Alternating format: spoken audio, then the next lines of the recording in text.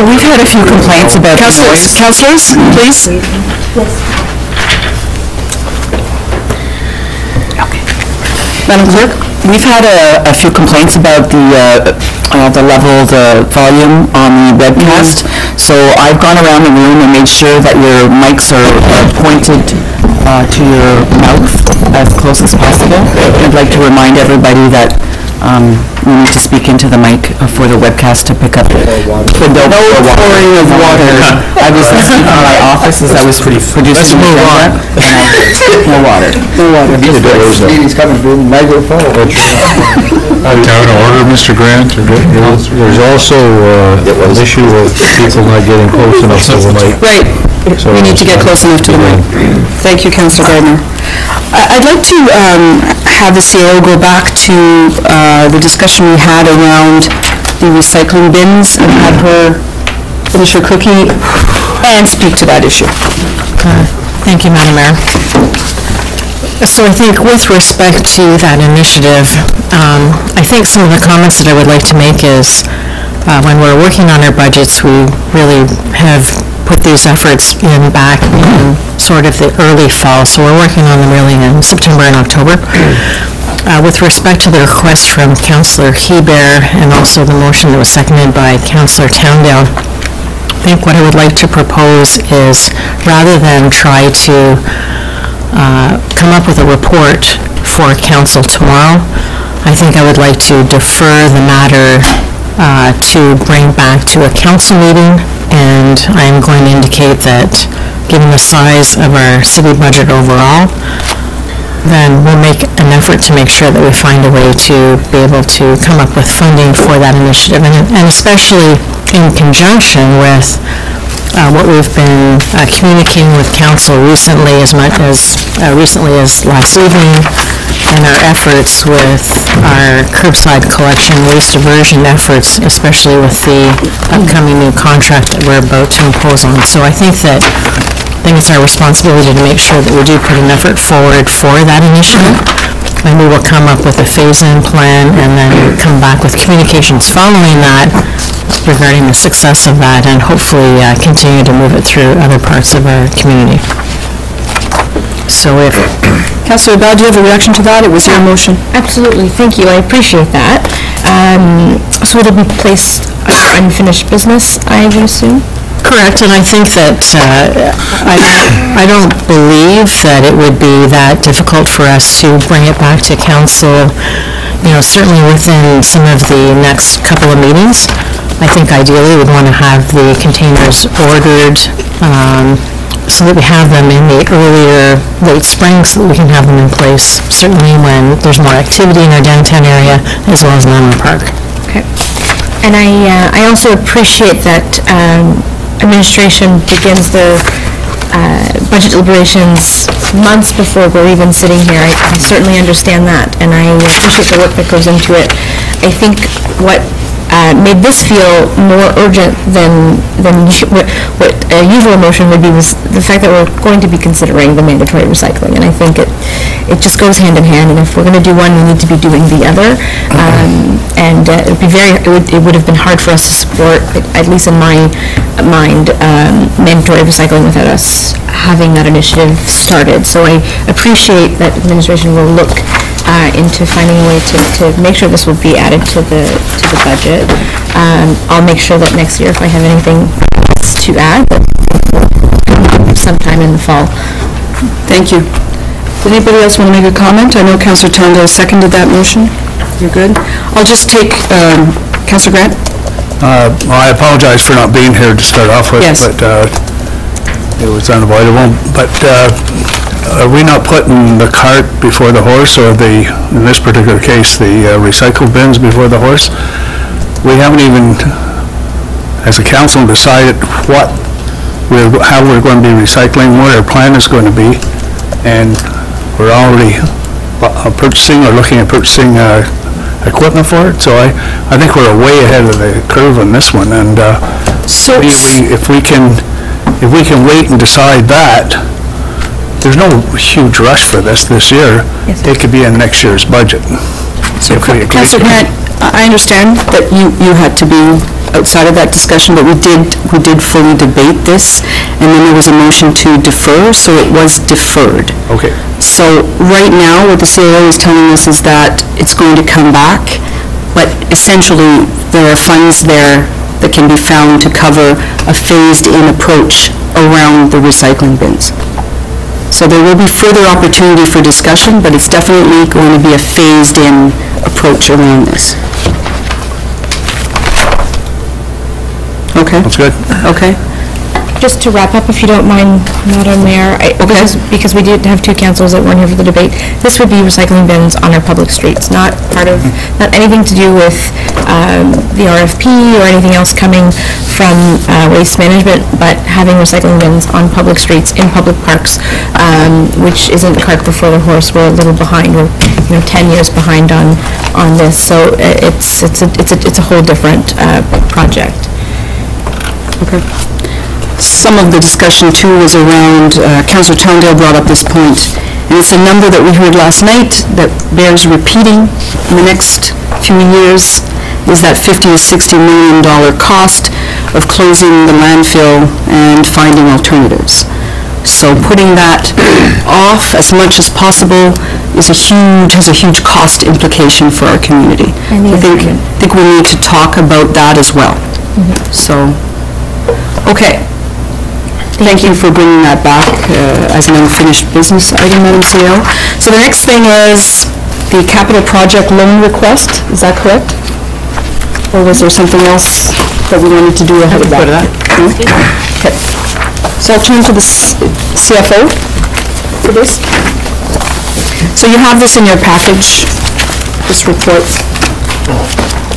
Thank you. Through you, Madam Mayor, we have a request from the DBIA to partner, and that's to replace the existing lighting on Pitt Street. The cost of the project is $163,600, of which the downtown BIA would share in that at $114,000 for the decorative or lower lighting. And the city's share would be for the street lighting, the higher lighting, at $49,600. The $49,600 is not in the city's budget at this time. And another component of this request is that the city, the downtown BIA is looking for the city to finance for them $64,000, of which they will pay back over 3 to 5 years.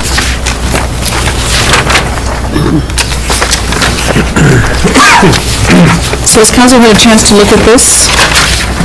The recommendation is that we provide some direction to administration on this. Councillor Elaine McDonald? I think that there's plenty of reason why we should support the DBIA. They work without the advantage that everybody who works in a mall or, outside the city core has, that is, they don't have free parking. So they have that negative factor built into their business lives. And in spite of that, I think they do a lot for the downtown. They purchased, I don't think it was entirely transit that bought all those black benches that are on the streets. I think, maybe Mr. Boileau can correct me, but I think the DBIA bought a significant portion of them. Yes. And they also bought, I know they didn't buy recycling bins, but they did buy those black garbage cans. They're also really classy looking, and they are downtown as well. So I think they have shown themselves to be certainly able partners. And if they're looking for a partner, I think there's plenty of reason why we should step up and certainly assist them in all they're doing. Because if it weren't for their efforts, I think, and of course, Heart of the City, we've got some really good partnerships going. But they are partnerships, and I think that we should assist them. Is that a motion? It is. Do you have the motion, Madam Clerk? To support the project? Is that okay, to support the project as described here? Yes. There's two facets, right? Yeah. Funding and the long? Like the long, I think, should be a no-brainer because they're going to pay that back over a period of years. But there is a grant portion, basically, that they're asking for, $49,000, right? They're asking to borrow some, and 64,000 in fact, and we're asking for an outright grant of 49,000, if I'm reading this correctly. Is that correct, Madam CFO? So their share is 114, and they would like to borrow 64,000 over 3 to 5 years. Is another portion they're asking for us outright? Yeah. Yes, that is 49,600 okay, for the high level. I also wanted to bring to council's attention that all of this is the infrastructure that belongs to the City of Cornwall. So the City of Cornwall would initiate this capital project, and the downtown would pay for their share, and the city would fund their share through whatever source is determined through council. So, there's a motion on the floor there. We need a seconder. Councillor Abaya, debate. I need a breakdown better than that. 49,000, Councillor McIntosh. 49,000, 49,600 yeah, is the city's share. okay, city, For 114,000 Yeah. is the downtown BIA. that's a loan? That, they can pay for some of it, but of that 114, they'd like to borrow 64 from the city. Would that come out of this budget? The 64,000, we would front them that money through a loan and pay it back to our reserve. So we wouldn't take it from the tax Okay, base, that's- because the money is coming back to us. But the 49,600 would come from the tax base? It possibly could. I leave it Where to else would it council come to from? discuss. The question? Go ahead. Where else would it come from? Tax base, or if council wanted to take it from reserve, we could take a look at Okay. taking it from reserves and paying it back to our operating reserve. Your question, your next question might be, what's in the reserve? Well, there must be something in reserve, I'm sure. It's- Oh, what's in the reserve? Maybe that's your next question, I don't know. I'm just saying. Thanks, leading the witness. In the city's working reserves, estimated to the end of 2019 is about 3.8 million. Oh, okay, we're flush with cash. Okay. There's media in the room, Councillor McIntosh. Councillor Grant? Thank you, Madam Mayor. How do we normally change, what's our process for changing lights? And I know over the years, we change lights, but what is it? Is it requests normally, or do we have a plan? Mr. Falter? Through you, Madam Mayor, we've converted 4,300 of our existing streetlights to LED, so those are all currently converted, and we are in the process of reviewing the remainder of post tops and decorative lighting, which we'll be coming back to council with in a year or two.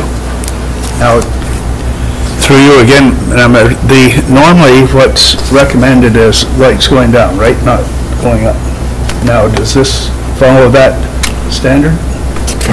Through you, Madam Mayor, it'll be the lantern decorative style that's shown on the back page of the report. Does that answer my question? I saw the pictures, I just want to know that that's consistent with what we are attempting to do in most cities is prevent lights from going up and just going down. Through you, Madam Mayor, the high-level roadway lights, which the city is paying for, will be pointed downwards, yes. But these aren't. Through you, Madam Mayor, the city is paying, in this project, the city is paying for the high-level lights, which would be pointed downwards. The low-level lights in front of the stores would be the decorative ones that wouldn't exactly be pointed directly down.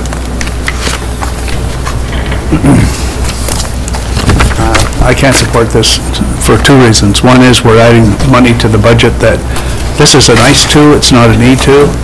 We want to try and get, in my estimation, below 3%. And this wants to come up in another year. I can't support it because I don't think that the money's there, and I don't believe that what they're talking about, decorative lights, fits into what our standards are supposed to be for lights going down, not going up, the lighting going up. So I can't support it. Thank you. Anybody? Before I go to, do you have a quick question? It is. It has to do with the diagram, and it does look as though these lights are shining upward. I'm sure that's an optical illusion or an error. I mean, are we buying lights to illuminate the clouds? Because that's what it looks like. Mr. Falco? Through you, Madam Mayor, the picture on the top is the existing. The picture on the bottom is what we are proposing and what the DBIA would like in front of the storefronts. Thank you. And will light ground. Through you, Madam Mayor, it is to light the ground, yes. Councilor Bergeron? Is there a motion needed for the money, the city's contribution to be from reserves? Yes, I would think that right now, that's not specified. So if you wanted to amend the motion, you could do that, right? To specify where the money is coming from? We can, or we can just tighten up the main motion. So I have to turn to the mover.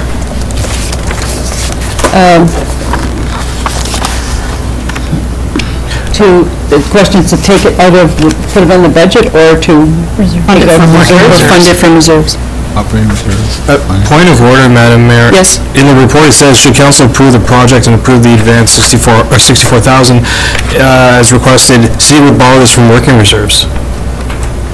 Is that clear in the motion now? Madam Mayor, That's just may I? the loan. So That's just perhaps, another question. perhaps we could I got just clarify that. Wow. I take that as... The loan, It specifically says 64. Okay.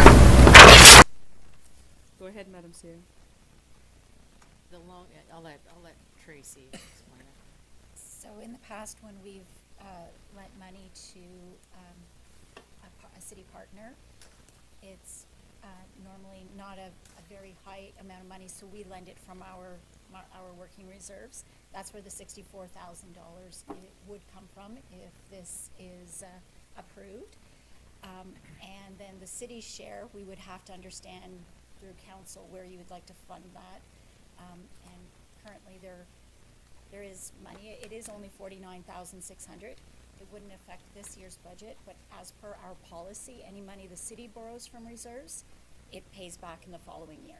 So we would put that in our 2020 budget to pay those funds back. So the motion should reflect that, if that's what council wants. Is that it? Correct. Does that answer your question, Councillor Bergeron? It does. It was more curiosity than statement, but I just wanted to know if I could amend someone else's motion. You can. Yes. You but can make a motion to amend. Yeah, while it's live, while it's on. Yes. Thank you. Any other discussion on this motion? The motion is to take it from reserves. Can we get the motion? Of course.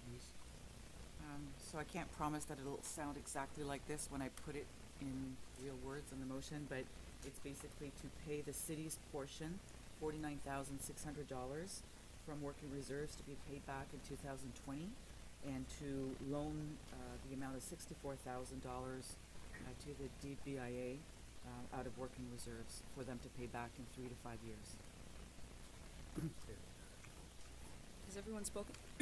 Councillor McIntosh? The question is, do they pay interest on when we loan money? Is it straight? Through you, Madam Mayor, we would not charge interest to So this doesn't affect our tax increase we're looking at. There would be no. There would be no Not impact. There'd 2019. be no impact on the tax increase this year. I get you. Councillor Lane? Madam Mayor, I think the motion should reflect the fact that the DBIA is paying $50,000 outright. That's part of the description of their ask. Given that we would pay $49,600, they would pay $50,000, and they would borrow the balance of $64,000 from us. Work that in. Okay, thank you. Is the seconder okay with that? Has everyone spoken on this? I will let people know that I'm going to be supporting this. I think this is about downtown, and downtown is where we get specific about who we are, right?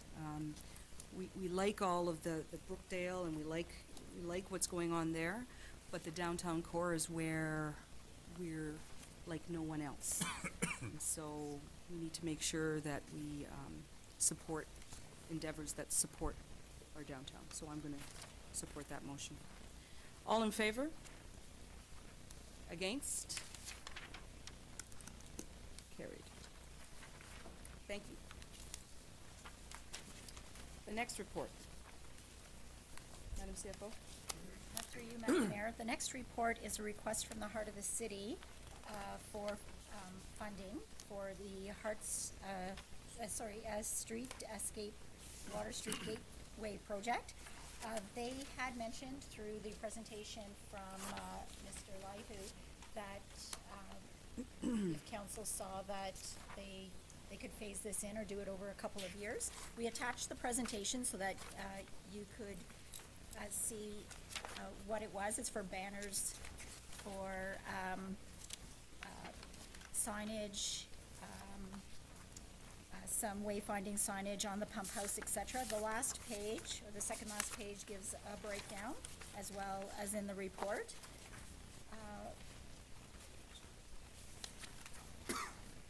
We also wanted to, and maybe Mr. Boalo could talk a little bit about this as well. In the 2018 budget, we did have, or we still do have, a wayfinding signage project directly related to Lamoureux Park. Mr. Boalo? Just one more thing before you start. There is $20,000 in the city's working reserves right now that has been put aside for a wayfinding signage project that could go against the $100,000 request if the project were to move forward. I think it's been well described. I just wanted though for council to realize that the $46,000 for wayfinding signage, which is more internal communication of direction. So in other words, it would give you, for example, if you were at the dam or at Brookdale Avenue, it would tell you you're, X kilometers from a certain. So I think it would be very helpful and is to be completed this year. And so we're really talking a little bit here about 3 different projects. One is the project I just described. Secondly, the banners on Water Street, and then thirdly with the signs. If you wanted to break that up, you could perhaps do that, or you can consider all of what's being proposed. But to me, there are 3 projects there. There's the banners, there's the wayfinding signage that is already in the budget from last year, and then thirdly, the 2 large signs, which have the highest. So the banners are about $20,000, and then the welcome signs are a substantial amount, I think 75 or thereabouts. So Councillor Duppel, and then Councillor Elaine McDonald. Thank you, Madam Mayor. So through you to Mr. Boalo from Economic Development, I just want to know, what do you see that this would be helping us, that this would be helpful to people visiting our city? And if you were to do it, would you do it all, or would you do it in parts, as you mentioned? I think it is a nice feature at that location. The only thing and the reason that I raised the wayfinding is that there will be there will be a nice complement to the park, and it's not a small project. It's $46,000, and then if we also do the banners, I'm just wondering if perhaps if you wanted to split this, perhaps to do a project in 2020, perhaps the welcome signs could be put to 2020.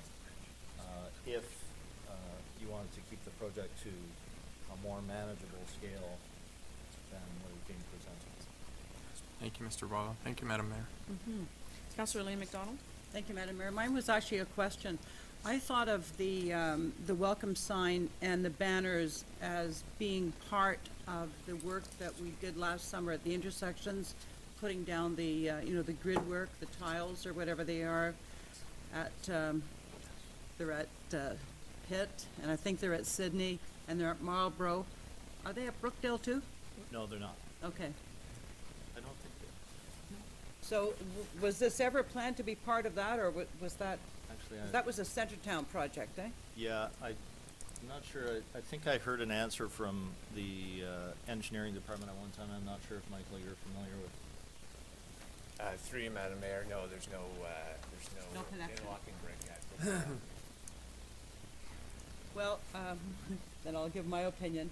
I frankly think that if we were going to delay anything, the internal signage in the park, the wayfinding signs would be what I would put last. And, because I think this is our face to the world, and the world is increasingly coming to us over that bridge and down Brookdale. And I think having a significant presence there is important. And I also think we're going to contribute to the downtown. We really, I think, have to enhance our connection to Le Village, even though it's pretty far away from it.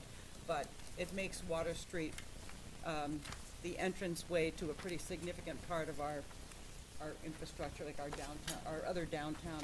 So I think it's important, and I like that thought that we'd welcome people to Cornwall. Where else do we welcome? I think there's a welcome sign probably on the 401. Is there anywhere else in town that says welcome to Cornwall?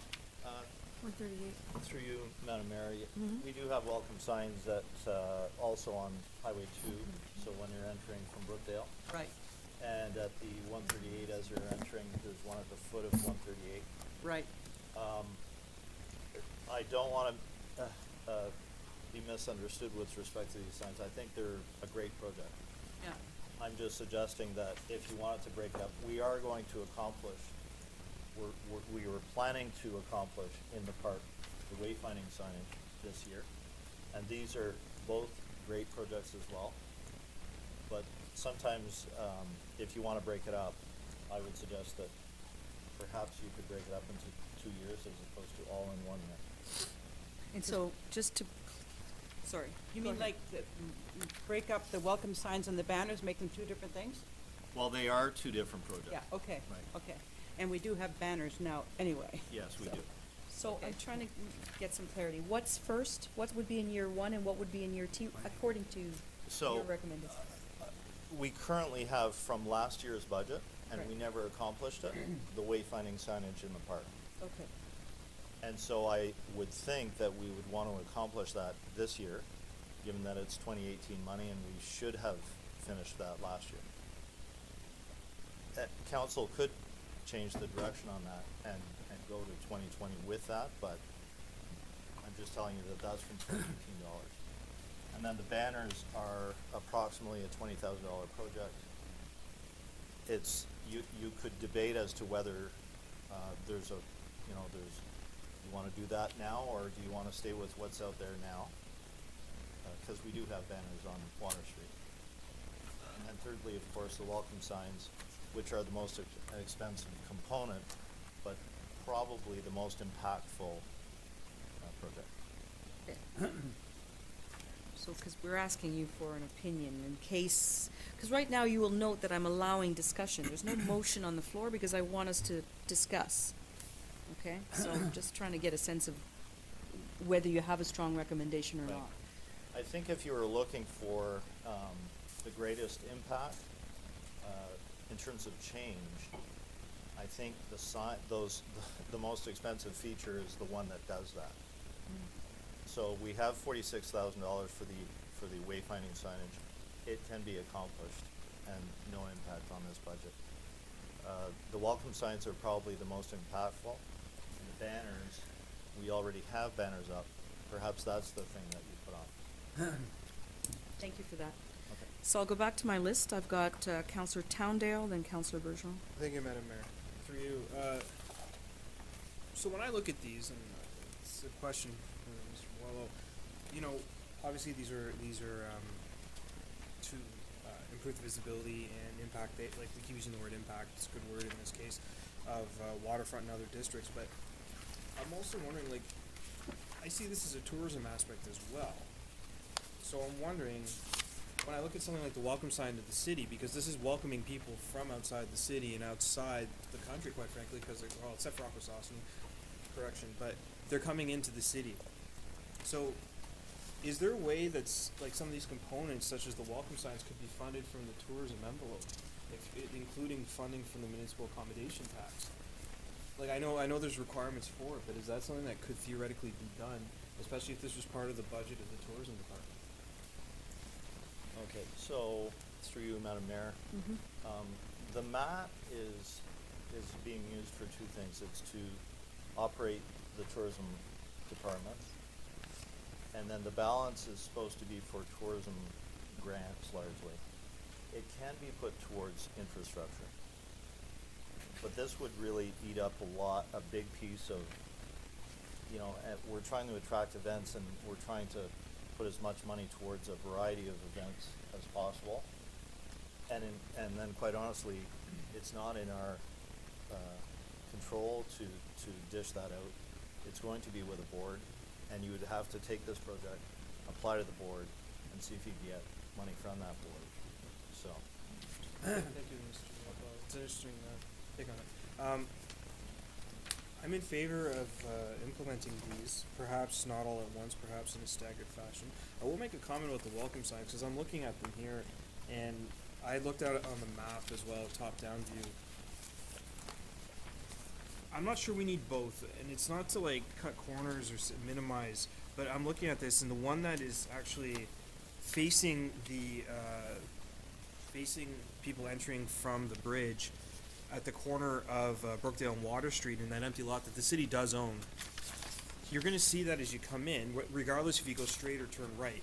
I find the other sign on the other side of the pump house, even though it does say Waterfront District and it identifies that, I almost feel like it's a duplication of what you just saw, because picture this, you're coming off the bridge, you see this nice welcome sign here, you turn right, you see the exact same sign. So I'm wondering if we need both. And that's just my thoughts on that. Again, I realize it's identifying the district, but I just think that we could even put some extra money into one sign where we own this larger property and do some other elements, landscape elements there, make it look really nice as opposed to having two. Just my thoughts. Thank you. Mr. Boileau, do you want to react to that? Well, I would agree that the sign that you see as you're coming from, say, the United States or from Cornwall Island is probably a welcome sign, as opposed to a sign that is placed at the foot of Brookdale Avenue. You've already been in Cornwall for a fair distance. So I would probably agree with your point. Okay. Next on the list is Councillor Bergeron, patiently waiting. I'd like to make a motion to split these into 3 funding requests. Okay, so what's your motion? Madam Clerk, you're listening? That they be considered 3 separate funding requests. So what would that look like so that everybody follows? So they're, if I may, Yep. Madam Mayor, they're listed in order on the report. Mhm. Perhaps we could make a motion to move the first one, and a motion to move the second, and a motion to move the third. So the first would be, So on the report, it's the gateway features and landscaping, the $77,500. Those are the 2 welcome signs. Yeah, that's for both signs. yes. So, Councillor Bergeron, is that your motion? Yes, it is. Okay. Is there a seconder for that motion? Councillor Towndale? Debate on that motion? So I had a speaking list. Do you want me to go back to that? I've got one simple question. I have Councillor Bennett, then Councillor Grant, then Councillor Hollingsworth. I'll get to you on the list. I'll keep you on the It's list. fine with me as long as I get my moment in the sun. You will get your moment in the sun, Councillor Dean. Councillor Bennett, your moment in the sun. Beautiful. I'd love this project from one and the other, but I think we got to look at funding it properly. I agree with Councillor Towndale. I think the second sign along Water Street beside by the pump house is a bit of a duplication. I think it serves a purpose, but to this motion, if I could make an amendment to it, if it's all right, I would like to see this change from both signs to just the one on the property at Brookdale. And then that 35,000 can go maybe next year for the other sign with something else, but I just don't see that we need, I think if we're gonna split this up, and not spend it all this year, this is the one I'd really wanna see done. So, I would just, mover, I just, okay, so let me just go back to the mover of the motion first. Okay? Yep. Yes, I would like to make that amendment myself. So the motion is to consider all 3 funding requests separately. So perhaps, Madam Mayor, if we could get just a vote that everybody agrees on that. And Okay. then you start talking about the first one, which is the 77,000. So Okay. Or somebody make a motion, or whatever they. Okay. Point of So order. every time we'll split it up, we'll need a motion to No. split it up? No, I think that the first motion is for the 2 gateway features. The motion is for 77,500. If we want to amend that motion to half for one of the signs, I believe that that amendment, based on the mover of the motion, can make that amendment. Point of order, Madam Mayor? Yes.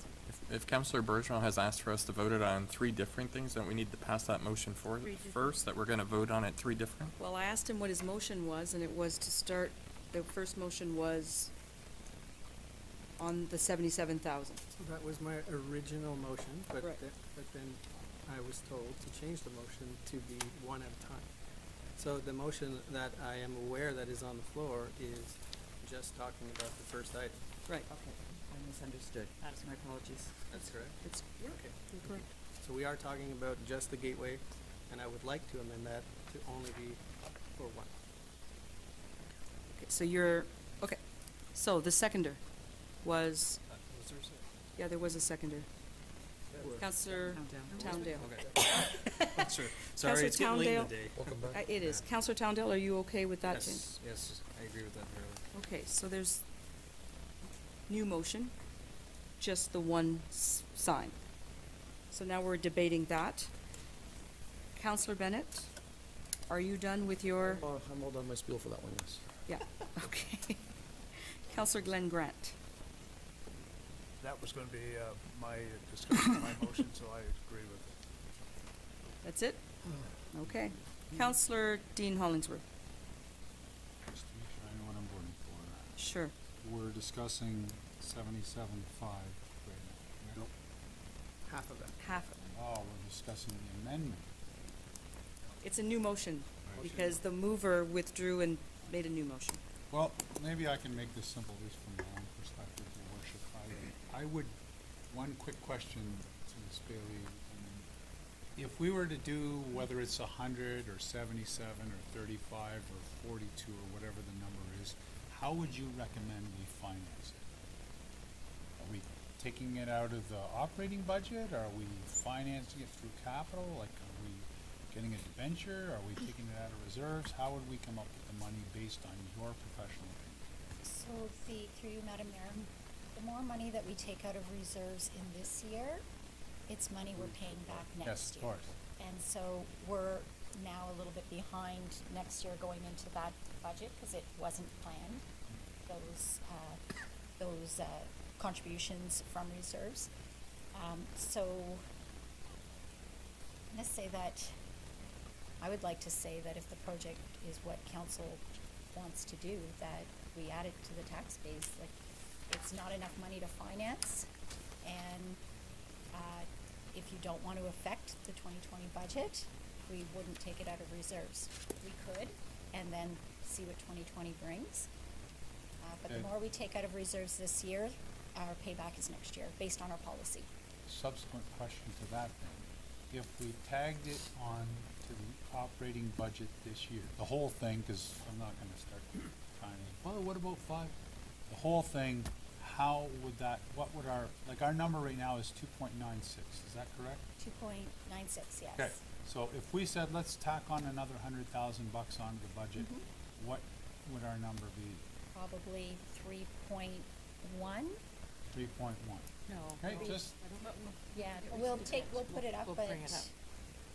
How about, Yes, you do. oh, he texted me? yeah. Here, let's check the text. That's what that means. When you wave your phone, it's, I've texted you, Jamie. Give you the answer. That's how I do it, Your Worship. Well, yeah. while we're working on that, Your Worship, I Oh, think, Go ahead. speaking for myself, whether I'm gonna approve a budget at 2.96 or 3.01, Right? it's minuscule in the grand scheme of things. Now, I guess if you're worried about public relations, certainly 3.01 looks different than 2.96, but really, to the average household earner, that extra 100,000 doesn't really translate. So, first of all, I would prefer to see it on the operating side if we approve it.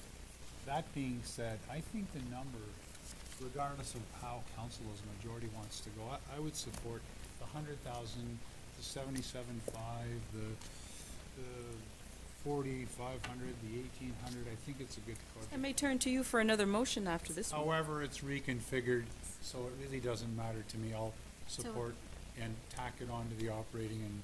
If we can just change that 75 to 77,500, Justin, instead. So it's 3.07. Right, so originally, quite frankly, Your Worship, I was prepared to endorse the budget as operated at 3.09, so I'm still further ahead of the game. So regardless of, oh my, something else you need to So tell me I just before wanted- So it's actually half of that, is it? The I just 77? wanted to, so that 3.07 isn't the 3.03 change in tax levy. That's the 2.96 change in the average residential property. Oh, okay, Just right. so that you understand that's Okay, the I average. understand. All right. But that's showing the full amount, right? So if you went to That's what half, Councillor Hollingsworth asked for first. Put it all in and see what it is. Yep. So. now we'll take a look at half. Okay, so that's for the average homeowner, right? Now, maybe I'll ask one further question. As far as the actual overall tax increase, It's, inconsequential, good enough, which is where I'm going with this, Your Worship. It's such a small amount of money. I think it's not a bad thing to beautify your city. It's $100,000. We were ready to spend $40,000 to put bins, which is also valuable. I see them almost as comparable. It's not a lot of money. I actually know we have a clear kind of idea what we're getting, so I'll support any of the versions of the city council. Thank you. So, Done. done, thank you. Can we see half of that, please?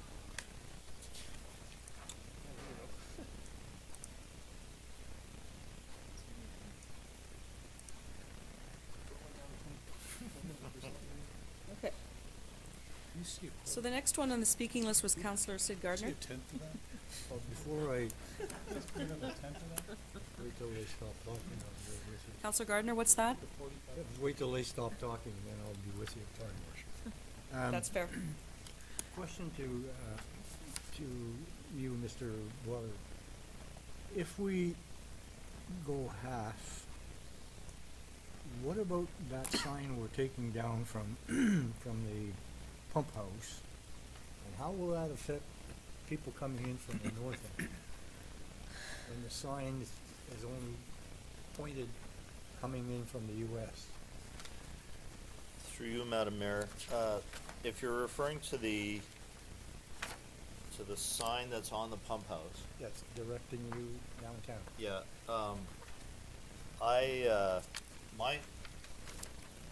my suggestion there is that I would have signage there that is a bit different than what is shown there. Only because I looked at the orientation of the road to that sign. I think something of that size is not gonna be legible while driving a vehicle. Okay. So, I'm not sure about that piece of the project. Of course, it involves landscaping and stuff, so that's good. The details of the sign, I'm not sure about. But yes, I mean, that has no purpose for northbound vehicles. It's entirely southbound vehicles, in my estimation, unless you're turning the corner and quickly seeing something. So, But my concern was before that we're neglecting southbound from the 401 or the 138. So if there's no sign on the pump house or no direction on the pump house to downtown, we're really neglecting those people. okay. And so to that point, I would agree. I just think that the graphics on that sign need to be a little bit bolder than what's showing in my opinion, because that's a lot of small information while you're driving. Okay, well, I won't belay this. I like that, we'll go with the half, but I would really like you to come back and see what we can do to direct traffic that's coming in from the north. Right. Okay, now, if, after the vote, I'd like to bring something else forward, so. Okay. So, On a first round, only Councillor Kareline has not spoken, so before I go to a second comment from Councillor Elaine, I'll look at Councillor Kareline. I guess I'm sort of mind of Councillor Hollingsworth here. I feel like the changes, yes, it's a little bit of an increase, but I'm happy to support this fully, the full amount. Second comment from Councillor Elaine McDonald. Actually, it's a question, Madam Mayor. Sure. I take Mr. Boileau's point about the signage on the pump house. How close to the intersection of Water and Brookdale is that pump house? It would appear to be 50 feet. Is it close? I'm going to guess about 50 feet from the intersection if you were going straight south. Okay, so then I'm assuming that on your right-hand side, if you're driving south, there's a sign that says Akwesasne, USA, downtown, Right. all that. So I think that signage on the pump house is probably irrelevant. I'm not sure about downtown. I know there is a sign that says US and Akwesasne. I believe that's the case. Yeah. I don't know that there's a sign for downtown. Okay, is that Ministry of Ontario Highways who puts that sign up, or? It was not us, I don't believe, but I believe Okay. it might be, yes. Okay, well, MTS. if they ever revise it, we could ask them to put waterfront on, but I think it's no matter. I think that pump house sign is irrelevant, lost.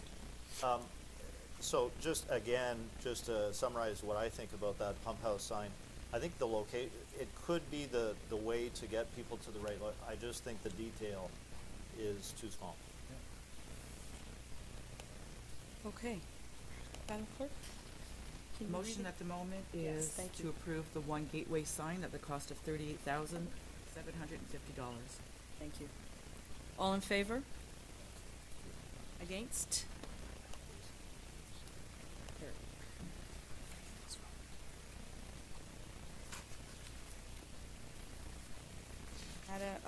Sorry, I wanted to recognize Councillor Gardner, right? Yeah, thank you. Or anyone else who wanted to make another motion. If not specifically on this issue,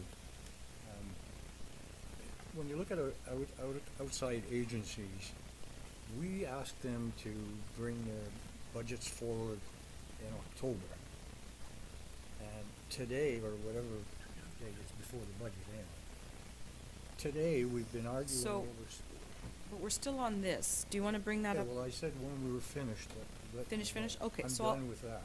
That's fine. I'll go to Councillor Bergeron. I'd like to make a motion to defer item 2 banners to the 2020 budget. Is there a seconder for that motion? Councillor McIntosh? Debate on that motion? Councillor Towndale? Sorry, scratch that. Debate on that motion? Go ahead. The main reason for the deferral to me isn't the money, it's the design. And I hope we can talk about that in the coming meetings about committees. So this gives me a year to make that point, I suppose. Madam Clerk, did you get that motion? I got the motion. Okay. So, any further debate on that motion? It's to defer the banners? All- The entire banner budget. Defer the entire banner budget? Item 2, Defer it to the next, 2020 to budget. 2020 budget. Everyone clear? Ready to vote? Mm-hmm. All in favor? Against? You got the against? Carries. I do not have a motion for the wayfinding because I would have to support it. Councillor Towndale. I'll make a motion that we do not proceed with the pump house signage, the $4,500 item. Okay. Seconded by Councillor Grant. Debate? You wanna- Thank you, Madam Mayor. Go ahead. I'll comment on it. I think Councilor McDonald raised a very good point in terms of being able to view it from where it is 50 feet from the intersection. I brought up Google Maps just to see, even though I do drive down there every day. I mean, this isn't a perfect representation, but if you're sitting at the corner, realistically, you're already going to be turned onto Water Street before you see it, but even then, you probably won't catch it just because of the distance of the pump house from the actual intersection and where the cars sit. I think it's a nice idea. It looks good on paper, but I don't think that's going to be effective. So I don't think that particular set of signage on the pump house will work the way that it's intended. So I don't think we should proceed with that. Maybe in the future something different or better will come forward, but at this time I don't think it'll work. Councillor Hébert? Thank you, Madam Mayor. I guess my question is on the other wayfinding signs that were presented to us last year and the monies in the budget. Those will be done this year though, right? The ones within the park, okay. Any further debate on the motion? Madam Clerk, the motion is? To not proceed with the wayfinding signage at the pump house at the cost of $4,500. Merci. All in favor? Against? Carries. No, I'm not voting. No, I, Madam CFO? If we could have a motion to take $20,000 out of the reserve to support this project, it wasn't part of the original motion. Okay. It wasn't part of the original motion? Just making sure. No? Oh, okay. You're, okay. All right. So, the comment from the CFO is whether council wants to consider making a motion to take the $20,000 out of the reserve. Is that it? Through you, Madam Mayor, there is $20,000 in working reserves currently that was contributed about 3 or 4 years ago for wayfinding signage. And maybe the gateway could represent that. If council wanted to use it, it is there for that purpose. So that's for council to consider. Does anybody want to make that motion? I'll make that motion. Council. Apply it to the cost of this. Okay, Councillor Number down. Councillor DePel makes the motions. Councillor McIntosh, sorry, it already is That's up it? there. Fine. Yeah. Councillor DePel makes the motion, seconded by Councillor McIntosh. Debate? Councillor Bennett? Maybe I missed the boat here. I thought that It's okay. $20,000 was already earmarked for wayfinding signage. It was a project defined in 2015 Yeah. that never got accomplished. Okay, so in your opinion, would that $20,000 be better served for its intended purpose? We're doing it with the 46,000. Thank you. Gotcha. I know I was missing something. You can be forgiven, Councillor Todd. It's been fairly complicated, this conversation. Yeah, a little. Okay, so we have a motion. Anybody want to debate the motion to use the 20,000 in reserves? All in favor? Against? Carried.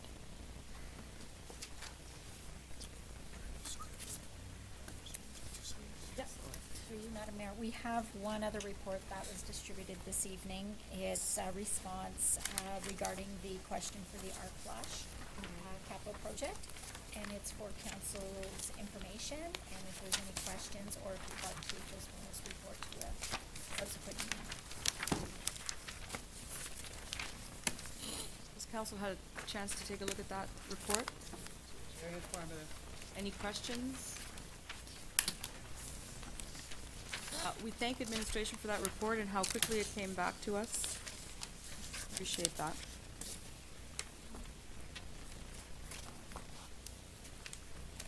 Okay. Are we at the time to discuss the outside agencies? Ron? But before we do that, I'd ask you for some time. Go ahead, Councillor Gardner. What has happened just here now is we've wasted a lot of time going back and forth, deferring.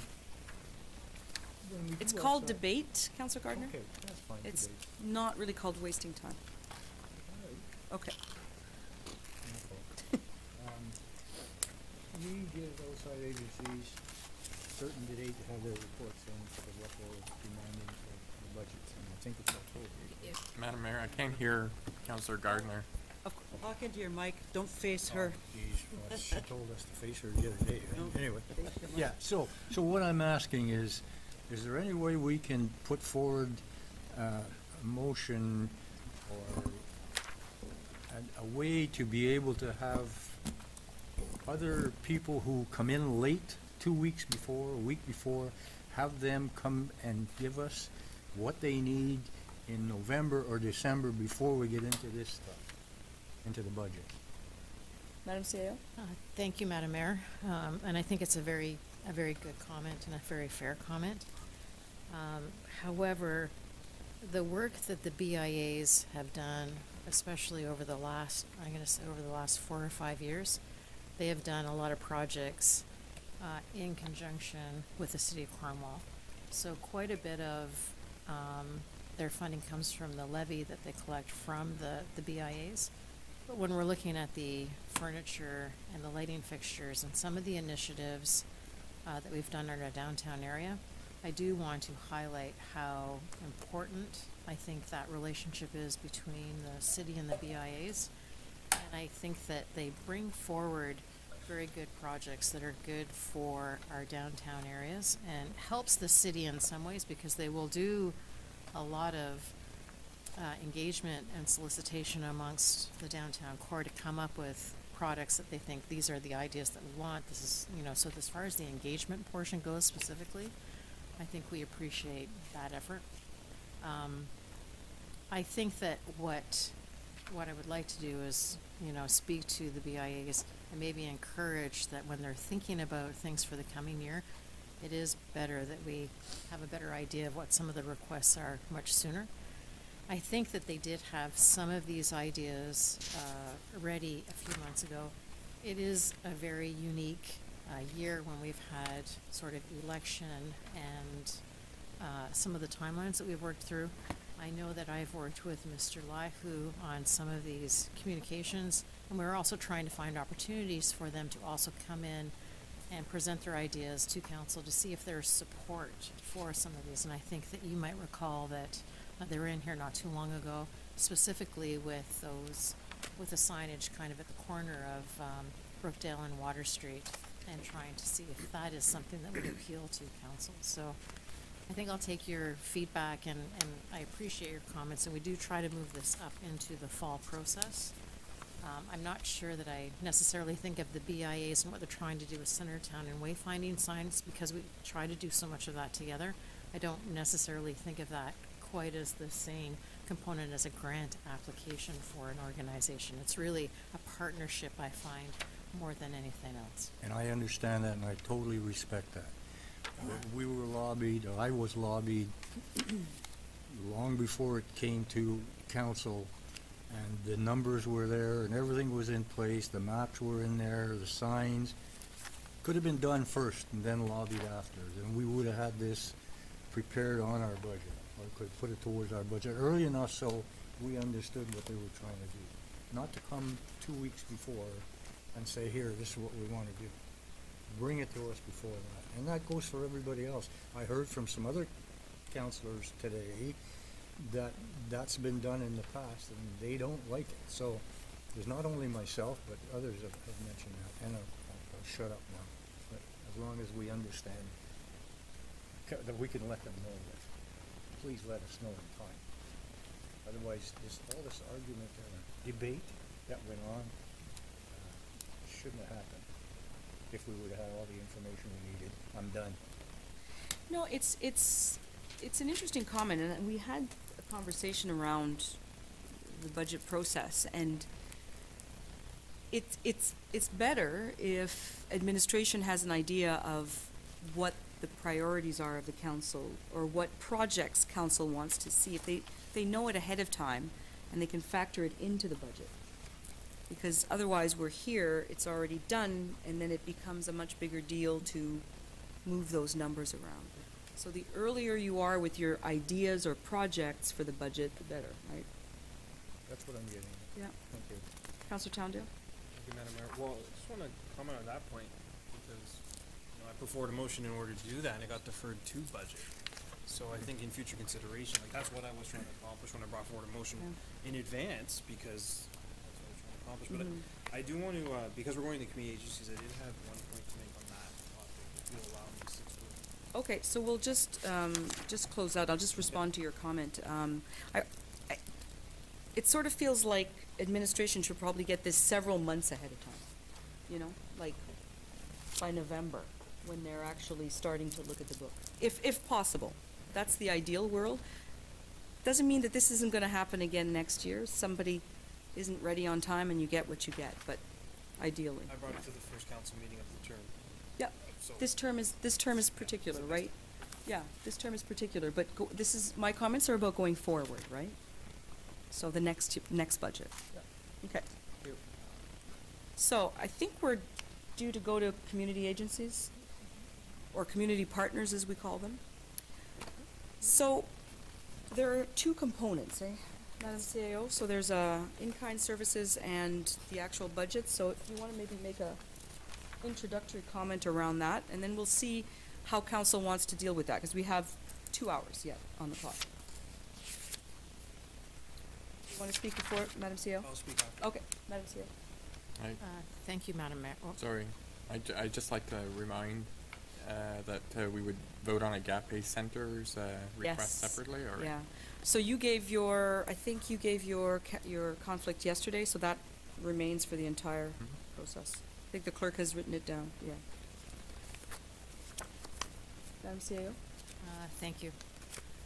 I think maybe I'll just make some very brief introductory comments, and then I think I will hand it over to Mrs. Bailey to maybe speak a little bit further to the budget. So through the process, we receive applications for what we call services. Traditionally, we've called them services in kind. They're not, I would argue, they're not really services in kind. So groups that want to perform or want to use our parks for fairly significant events, something like Ribfest, Waterfest, Cornwall Triathlon, all of these events are absolutely stellar events for our community. There are services that require from city departments, whether it's for setup and tear down, use of our parks. It could be that we're closing some roads. We could be moving benches and setting up areas in different areas of the community for the events. So there's requests for those needs from our departments to conduct their events. Those are very, over the years, I think we've become quite accurate in determining what those costs are. And then the other component is what we consider a grant component, where we have groups that have made applications for grants through the municipal grant program. That application period is open in the fall for a period of time for applications to be sent in. We do indicate on that grant application process that the maximum amount that can be applied for is $25,000. And with that, I think I will just hand it over to Tracy. And Tracy, maybe you can just explain, you know, sort of the two charts and the requests that have come in. Thank you, through you, Madam Mayor. Our first chart on page P-2, that is requests that we've received from community agencies for grant funding. Currently in the budget for grant funding, it's at the same amount that was approved for 2018, $56,000. We have requests for $122,830. One item to bring to council's attention is the African Caribbean International Association of Eastern Ontario. Their events are held in February each year. They've requested this application be considered in 2019 so that for 2020 they have the funding in place to move forward with their event in February 2020. Oh, sorry. What was the first part of that? Which group was that? That is for the African Caribbean and International Association of Eastern Ontario. So they don't want that money this year? Yes, we would approve it this year. Okay, so that they good. could use it February of next year. Yeah. I appreciate you standing to speak to us, but it puts your head pretty far from your mic. Sorry, I need to use my glasses. I know, yeah. Okay. The next is request for city services and/or fees waived. And this amount is budgeted. It's for labor and maybe lost rental at our civic complex or Benson Center, etc. So it's in many departments spread through the city, mostly recreation services, but also through municipal works and police services, etc. The amount in 2018 was estimated at $61,020.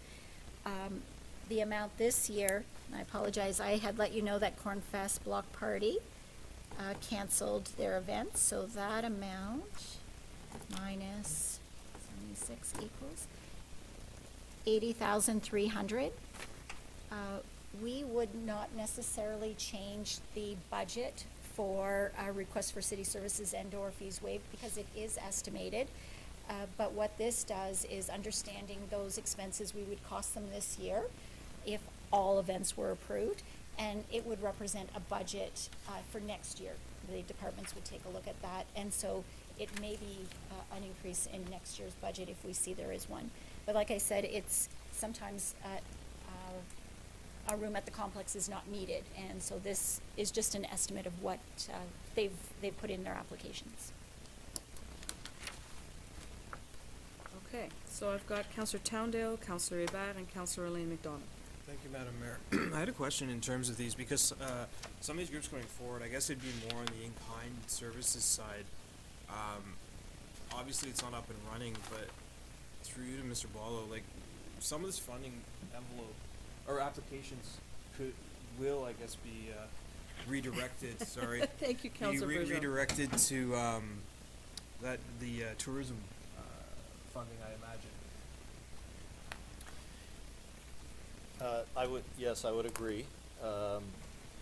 What's going to happen with that, and of course, again, the MAT that would be applied for is not in our hands, whether it be council or staff, it's going to be a board. And so yes, some would be able to apply. It's really, I suspect, I would recommend to the board that they have a matrix of boxes that need to be checked. You know, do they have room nights? Does it cause room nights? What does it do to the restaurants, etc.? And so if you look at these, you have to imagine whether they meet those check boxes or not. It's very difficult sometimes to meet, for example, overnight stays with some of the event, although some of those events that are listed would do that. Yeah. So again, it's not in our hands, but I would agree that some of those events that are identified could possibly qualify. Okay, thank you. Just quick follow-up on that. Yes.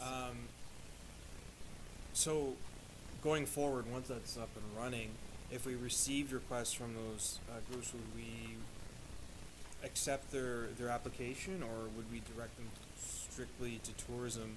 And specifically, like, in addition to the funding, actual, like, hard dollars for the in-kind, because, like, for example, I'm going to pick one out of a hat here, but say Cornwall Rib Fest, because it's at the very top, you know, there is a tangible, potentially a tangible impact on room nights, etc., and so forth. They ask for in-kind services, there's an estimated cost, you know, there would be in terms of the hours worked by our personnel and that kind of thing. So would we advise them to apply for this grant from tourism and then bill them for it? Like, I know this is a really complicated question in a sense, but and through you, Madam Mayor, it is complicated because when we're talking about in kind of, you know, I still would think that even if they got grant money, that they would still want the in-kind service. So I don't think receiving grants for any of these would impact in-kind requests. It may impact if they're looking for actual funding contributions to the event, but it wouldn't have, I don't think it would affect in-kind. Okay, thank you. The next one on the list is Councillor Abad. Thank you, Madam Mayor. So I'd like to speak to the grant portion, not necessarily the in-kind services. We can deal with that afterwards. I've always sort of had a hard time with this part of the budget. I'm trying to think of other grant opportunities. There's not very many that are discussed publicly like this. There's organizations that are applying for grants, for funds for their projects. Not many are done in this format. So it's a bit unique, and it puts us in a position where we have to look at, you know, a number of really fantastic community agencies and decide who deserves our money more than the other. And nobody deserves our money more than the other. They're all equally deserving. So it puts us in a really difficult situation. And you can see that over the years, the amount that we've allocated to this seems to dwindle down. And I would one day like to maybe not see it in this format. I know many municipalities contribute to their community foundations and put in some rules with the money that they're providing annually, and then agencies can apply to their community foundations. I know that there's word of community foundations starting up in the area, but it's very early days. But of course it's here, we're going to address it, but something that I think we should maybe discuss one day, really the format here. So I would like to somehow provide a little bit of funding for all of these agencies. I know one has gone over the 25,000 minimum, and you know, we cannot fund all of these. The allocation is 56,000. I wouldn't want to go over it. So I have a suggestion for the amount of amounts per agency. I'm not sure if it's in order for me to suggest that at this time. Sort of like a motion, I guess. I think If it's a motion, then it's in order, yeah? I think in the past we've maybe put them on the screen and we've... Point of order? Yes, Councillor DePel. Will Agape be spoke about separately, as I've declared a conflict of interest? So I think, through you, Madam Mayor, having gone through this exercise a few times, I would agree that it's good to maybe allow recommendations for Councillor Herber to put amounts up. And then once they're up, if council would like, they could be voted on individually, because there are multiple conflicts within the room. And then I think whoever seconds your motion, though, should be someone that's, or like, no, I think you put your suggestions up and then do one at a time. Okay. And when would Councillor DePel be? So when it comes to Agape, Councillor DePel would remove himself from the table. Okay, when it comes to the, if there are other groups, sorry, I don't think you're on this list. No. CIC is a community partner, a city partner. Community partner. A city partner. Right. You're okay with that, Councillor DePel? And then we can sort of go down the list and debate each amount. If anybody wants to change my these are just suggestions. You could put it up, and then it can be debated. And amended. You have to put it up and it has to be seconded and then it's debated. Sure. Right? I think we were suggesting something different. So I am suggesting she puts up her items, and it can be, and we use that as a starting point, one at a time, for a vote. Right, talk about them one at a time. Council okay with that? I just think going one at a time and figuring it a number one at a time can be, You can put them all up so people can see how you're working through that. Sure. But when it comes to voting on them, I would vote on them one at a time. Great, okay. So, I am suggesting $10,000 for the first four agencies. So Le Centre, Arts Council, BMX, and Agape. 5,000 for the African Caribbean International Association in Eastern Ontario. 5,000 for Encore Seniors, and the 2,000 for Waterfest, which still brings us a little bit below what we had budgeted.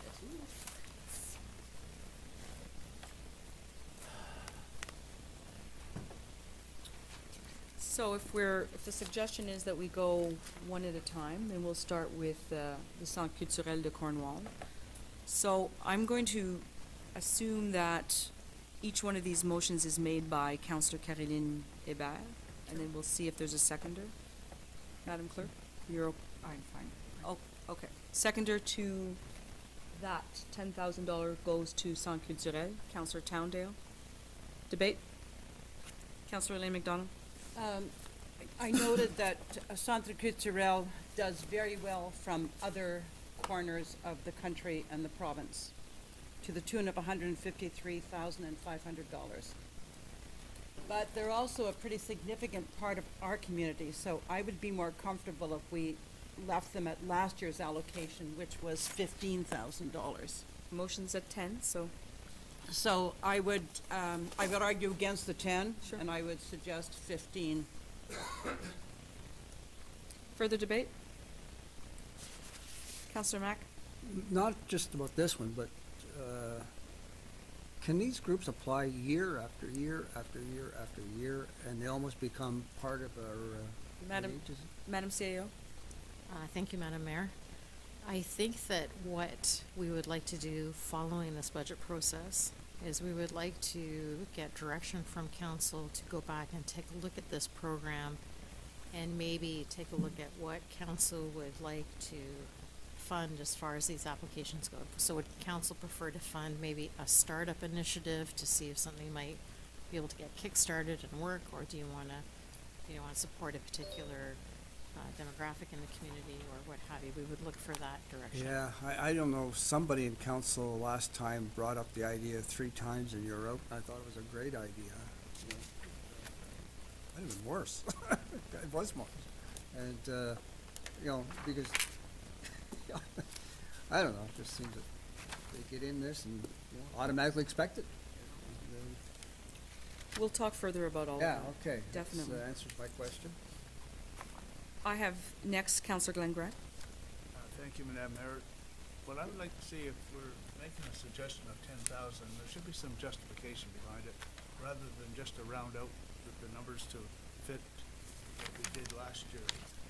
Is there a reason for 10,000 versus 20,000 or 30,000? Now, the request came in from this group, the justification for this group. I'd like to understand what the 10,000 or why that amount, or is it just to fit the budget from last year? You have the application in your package, so it's up to council to determine how they feel about this. I don't think Councillor Hébert can defend one way or another this particular project. She's not part of that group. So my understanding is these suggestions are to fit the budget.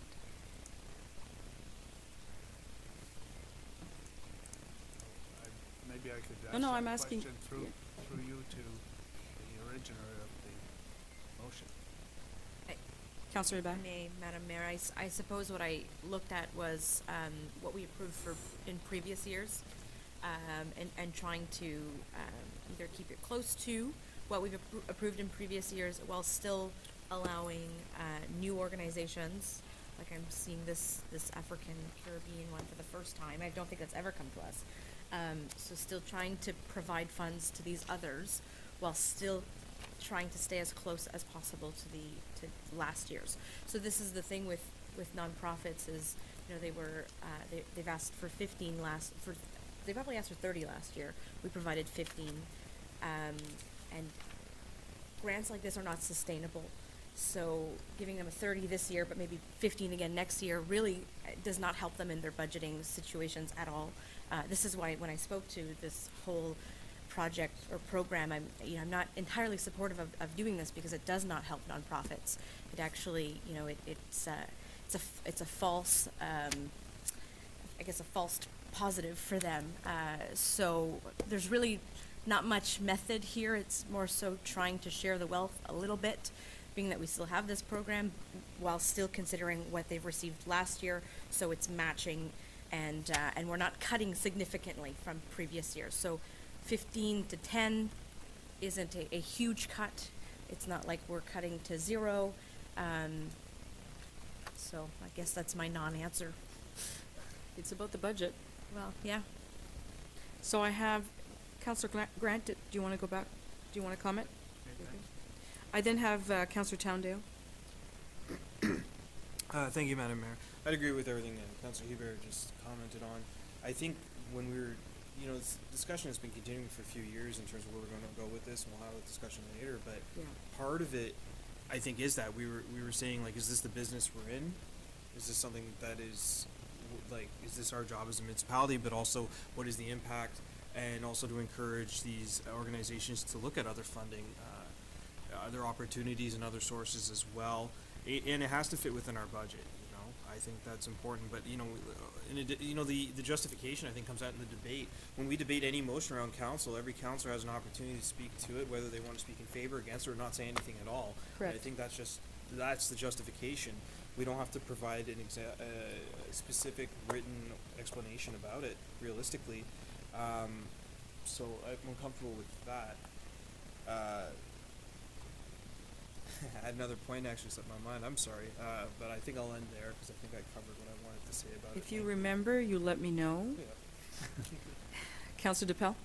Thank you, Madam Mayor, and I agree with Councillor Hebert as well. And when you're looking at this, and as Councillor McIntosh has said, I mean, we have to put something. When you look at the slide that's up there for us tonight, there's 3 groups that haven't asked for money from us last year that are asking this year.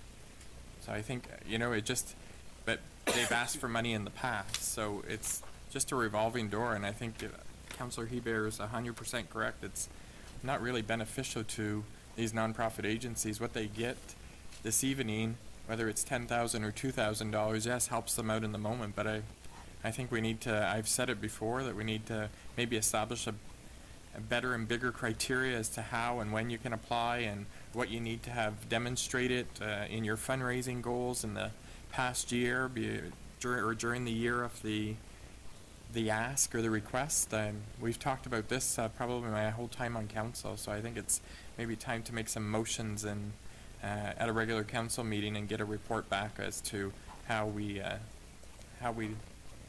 look at this moving forward. And I would not be opposed to, as Councillor McDonald said, for the cultural center, I wouldn't be opposed to putting that $4,000 that Councillor Hebert has saved back in there, give them $14,000, but It's not her motion. So. Okay. So the motion we're debating is 10,000 to Saket Sudan. But, you know, I may want to recognize you at a later date to bring a motion forward about reviewing this community partnership process, right? I have Sid Gardner. Well, I'll be very brief because I did the same exercise when I first went through, and I totally agree with what we have to do. And I can remember the last year I was on council. We had three-member outside agencies, and we brought it down to what was 2016, which was $544,000. So, to me, to see the growth from 544 to 122,000 is just getting out of hand. So, I did the same exercise. I agree wholeheartedly with you, what you've put forward. Councillor Dean Hollingsworth. Thank you, Your Worship. I'll kind of go at from 2 perspectives. First of all, having really knowing a lot about it for a little while, just on first glance, I think that it might be worth, and it's already been said about maybe deciding if we even want to be in this line of work. The problem is, Your Worship, is once committees or outside agencies get used to getting so much funding, they kind of assume that it's there, and well, we'll just add a little bit extra next time because there's some other things that we would like to have, and before you know it, we're doing what we're doing tonight, just trying to plug in numbers. I can accept the suggestions that Councillor Hebert has put up there, just simply trying to spread the wealth around as evenly as possible. To say one should get 18 versus 12 or 10, it's kind of arbitrary. I think what I would like to see us do is maybe get this out of the way this year and then decide on a more grander policy perspective as to where we want to go. I'm getting the strong sense that's what we're going to do. Right, but as far as what the numbers on the board are concerned, I can live with all of them, and whether we do it one at a time or en masse, it's the same for me. Okay. I have Councillor Bergeron and then Councillor McIntosh. So I share a lot of the same sentiment, and I won't dive into deep to that, but I also got beat to the motion. So what I was going to suggest, and maybe to take into consideration, there's about 45% across the board of the applications versus what we have. I would have just divvied it up to start there. So I would defeat this motion as is, I suppose, and make that motion later, personally. I actually didn't hear. Sorry. Look to it. Need a microphone right here. Gotta have a phone. Okay. What I'm saying is we have about 45% of what people have requested. It's close to 50%. I would have started there and said, okay, here's what everybody gets if you only get what we have, 45%, and then debated from there, instead of it being a little more random. Personally. So the motion on the floor is $10,000 to Centre Culturel. So, next on the list is Councillor McIntosh. Yeah, okay, I don't know why we don't take it globally. Somebody's got an argument with one of them, raise it, and we're gonna be 55 minutes discussing this. Yep. May I make a suggestion? No, not right now. Ms. Bailey? Thank you, Madam Mayor. I wasn't going to bring it up because I didn't think it was in order, but if we're discussing the entire list, Encore Seniors Group on page 292, they're looking for equipment, and I spoke to our IT supervisor today, and 2 desktop computers and 2 monitors. We actually have that as surplus currently that we could provide to them, and they said in their application that the city may be able to provide in-kind donation instead of the grant. I'd like to bring that to your attention because it does lessen the amount if you're looking at a $56,000 envelope overall. It would be, because we can't give them everything that they'd like through our ITT department, but those 2 items we could, if council would like, and it would bring that down to $37.20. No problem. To $37.20. They weren't even asking for 5,000. They were only asking for They're asking for 5,700. 57. Brass. two some. And it's Waterfront. Is everybody clear on what's happened? Yes. Can you explain? Yes, so they originally, sorry, I'll go back to my other page. They're originally asking for $57.30, which included a list of like a notebook, computers, monitors, a printer, etc. We went over the list in ITT. We could provide them, if council will consider it, with the 2 computers and 2 monitors. It's in surplus currently. And if that was the case, it would bring their $57.30 to $37.20. Without any impact on Their budget, request. on their request Or or the budget. budget. So we can put that up there?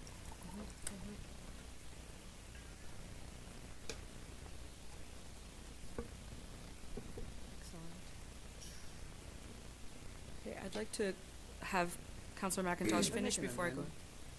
Can I make an amendment? Go ahead and prove it. So there is a motion on the floor, though. We're going item by item. We are. So there is a motion on the floor that has been seconded. Point of order, maybe? I'm not sure there. It seems like everyone is somewhat satisfied with the numbers there. However, I think we can do one motion, except for Agape. I think we want to recognize that our colleague here has a conflict, or has declared conflict. So that was all determined at the beginning of the conversation. So we Okay. had a motion that was seconded. I have to go to process here. Okay, all right. Okay? So right now, the motion is 10,000 to Centre Culturel. If you want to change things around after that, That's fine. you can defeat this motion Yeah, it's just- and do let's just something go. else if that's what you want. Let's just go. Is that clear? Let's just go. Do people want to speak again? I want to call the vote. Yeah, let's just Okay. go. For Centre Culturel. Yep. Centre Culturel, $10,000. Okay, all Wake up call. in favor? More for them, but Okay. Carries? Did you get that? I think it carried. Okay. Councillor Elaine. I'd just love to say that, I mean, I appreciated you trying to pull us back all the time to the 10,000 for Centre Culturel, because everybody was making global statements. And I'm dying to, and I will, but, I mean, I won't. So I'm behaving myself, I want you to note, because those groups are not all nonprofits, like people in great need. Some of them have so much to offer our community. Like, let me launch into number 10, for example. We have a population problem here in that we don't make enough babies. That's probably the only organization there that is welcoming to a potential immigrant mass that our Economic Development Department tries to court in Montreal every time they do a trade show. and we've cut them down to 5,000, I figure we double it, let them have a big party, and for heaven's sake, that's the kind of thing that's gonna attract immigration to our city. Like, that's one for us, not for them. As opposed to, for example, well, the Encore Seniors, that's for them. But no, they attract people too. I mean, we got ratings of like the 5th friendliest city for seniors in Money Sense magazine. Like, let's not knock that. So there's so many different categories there. And the Centre Culturel, I think, is an extremely political mistake we made in cutting them back because they're us. But anyway, we did. We just cut them down to 10,000. We'll have to live with that.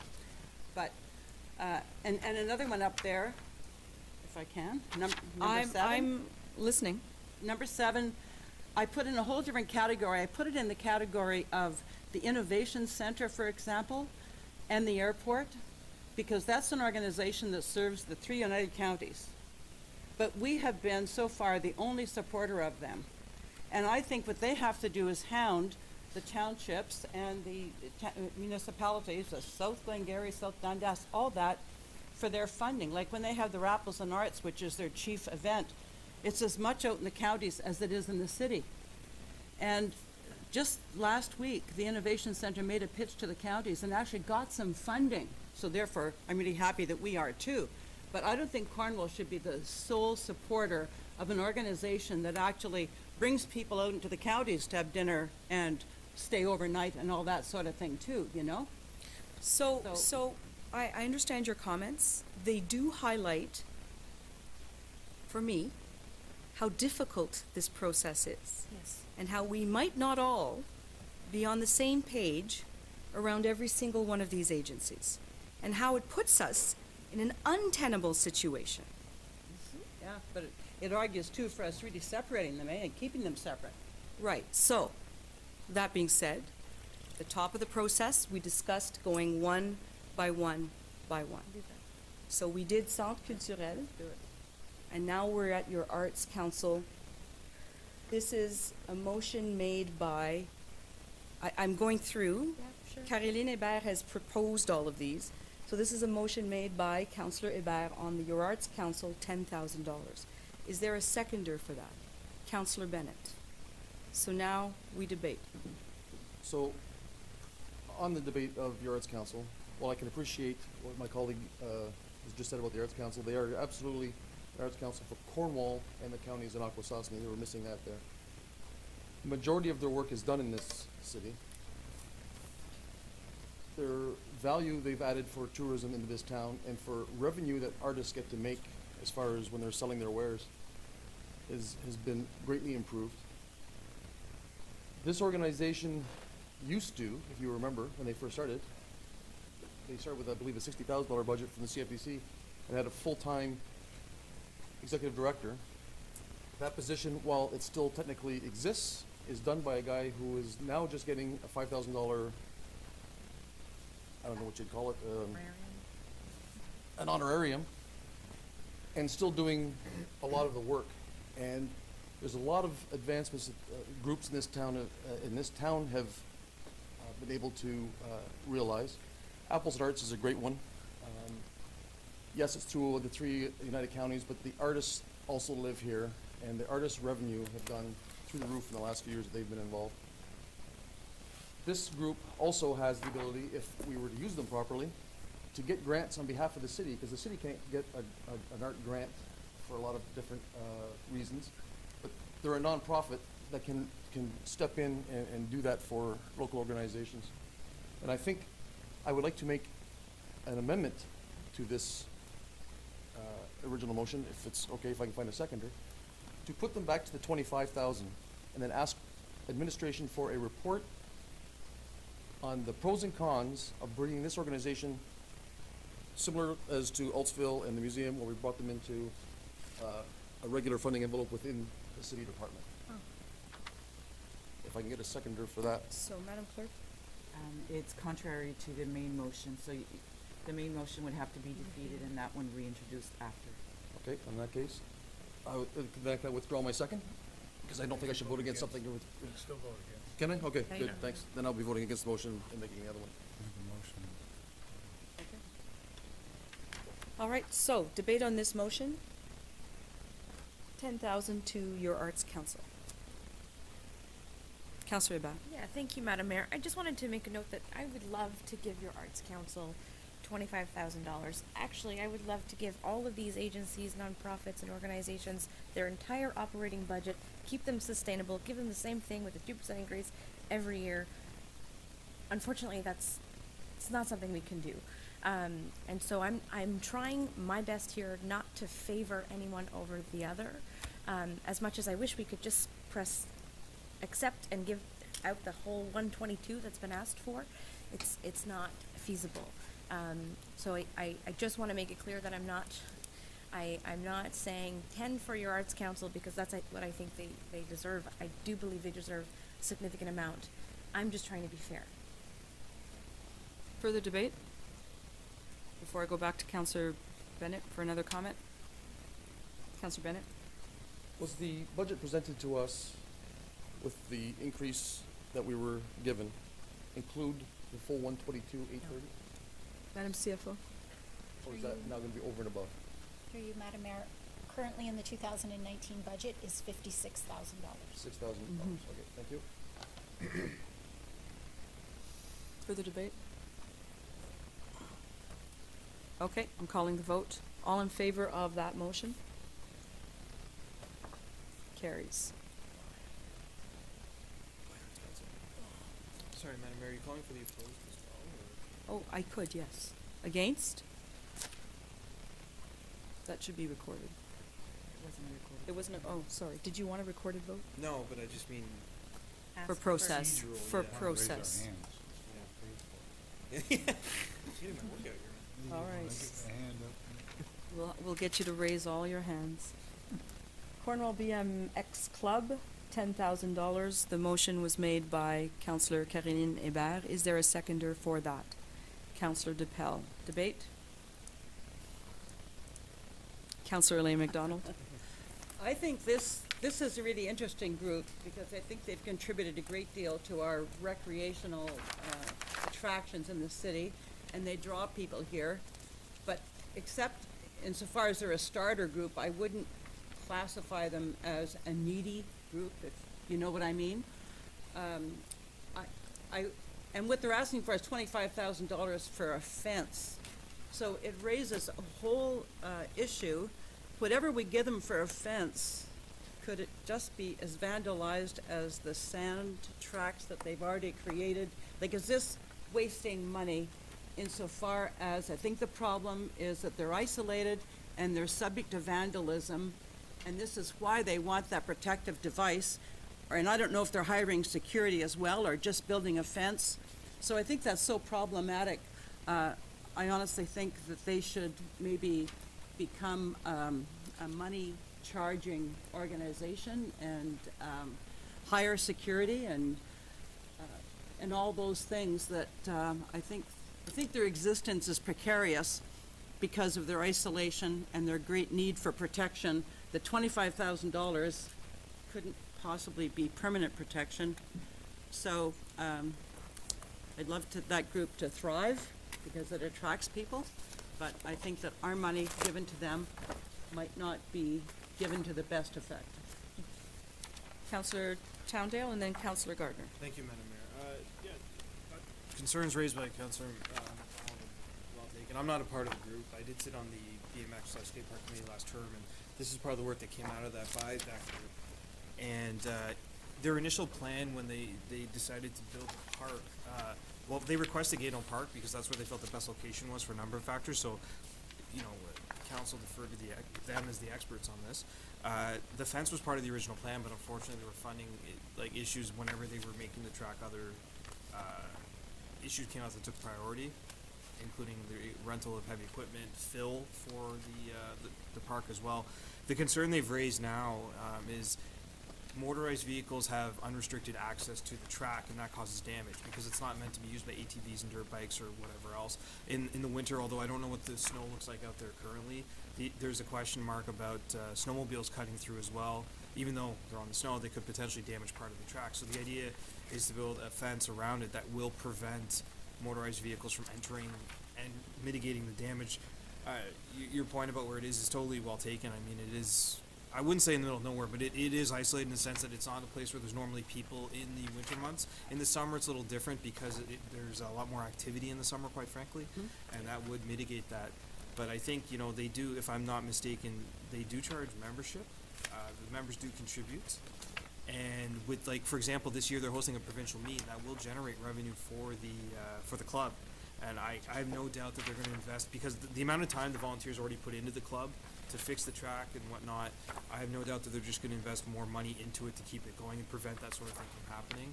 I think you're right, it does bring value to the city, and the fact that within their first year of operation they're bringing I say provincial, I think it's actually North American qualifier to the city. That's a huge gain, like within a year of operation. So I think it's only going to get bigger and greater. I think I would call this seed money to help them really get going, and eventually, you know, I think they will stop coming, or it'll mitigate that. So I'm definitely in favor of this, because I think it's really helping something along, and it's something that helps youth. This is something for youth to do, and that's a big thing. Whenever everyone says there's nothing for kids to do in the city, here's another example that cropped up over last year. I support this entirely. Councillor Gardner? Good, I'm okay. Any further debate? All in favor? Against? Carried. Councillor DePel, you're stepping out. Agape. $10,000. The motion is made by Councillor Caroline Hébert, seconded by Councillor Elaine McDonald. Debate, Councillor Towndale. Thank you, Madam Mayor. I had some questions because while we did get the number from the package, I assume, in our package it looks like a page is missing from their application. So I'm wondering if that's just a copying error or scanning error, or if that was actually not submitted to us. Madam CFO. We noticed that it was brought to our attention as well. I don't think it's a copying error. I don't think you have that page, but I couldn't answer that this evening. The total requested is on that second page, $25,000. I couldn't answer that. So I mean, I have concerns about an incomplete application. That's another part altogether. But listen, not to harp on the Agape Center, but when they came to us last time, they told us that would be the last time. I mean, we'll see where it goes in the discussions following the process today, because we're going to have discussions going forward about what this process looks like. Yes, so, we are. That'll determine what we do going forward. But, you know, when an organization comes to us and says, oh, we're not going to come back again, and they do within a couple of years, I find that concerning, to be fair. I mean, I do support the Agape Center, but I think that needs to be mentioned. Councillor Brent.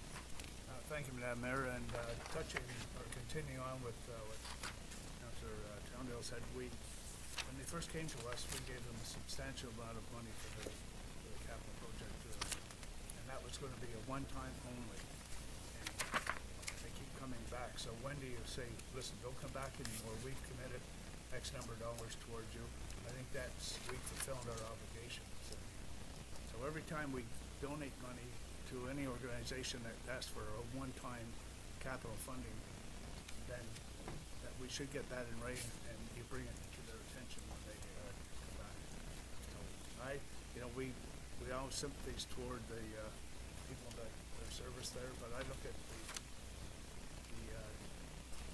what's it called, St. Vincent de Paul, that we don't pay one person there, and I know it's a little bit different, but they don't come to us every year for donation, because everyone there are volunteers. So I dislike the fact that they're even coming back this year again.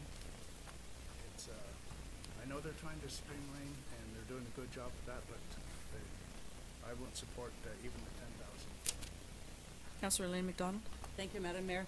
And I will support giving them the 10,000, and I would even support giving them more, but I won't make that motion.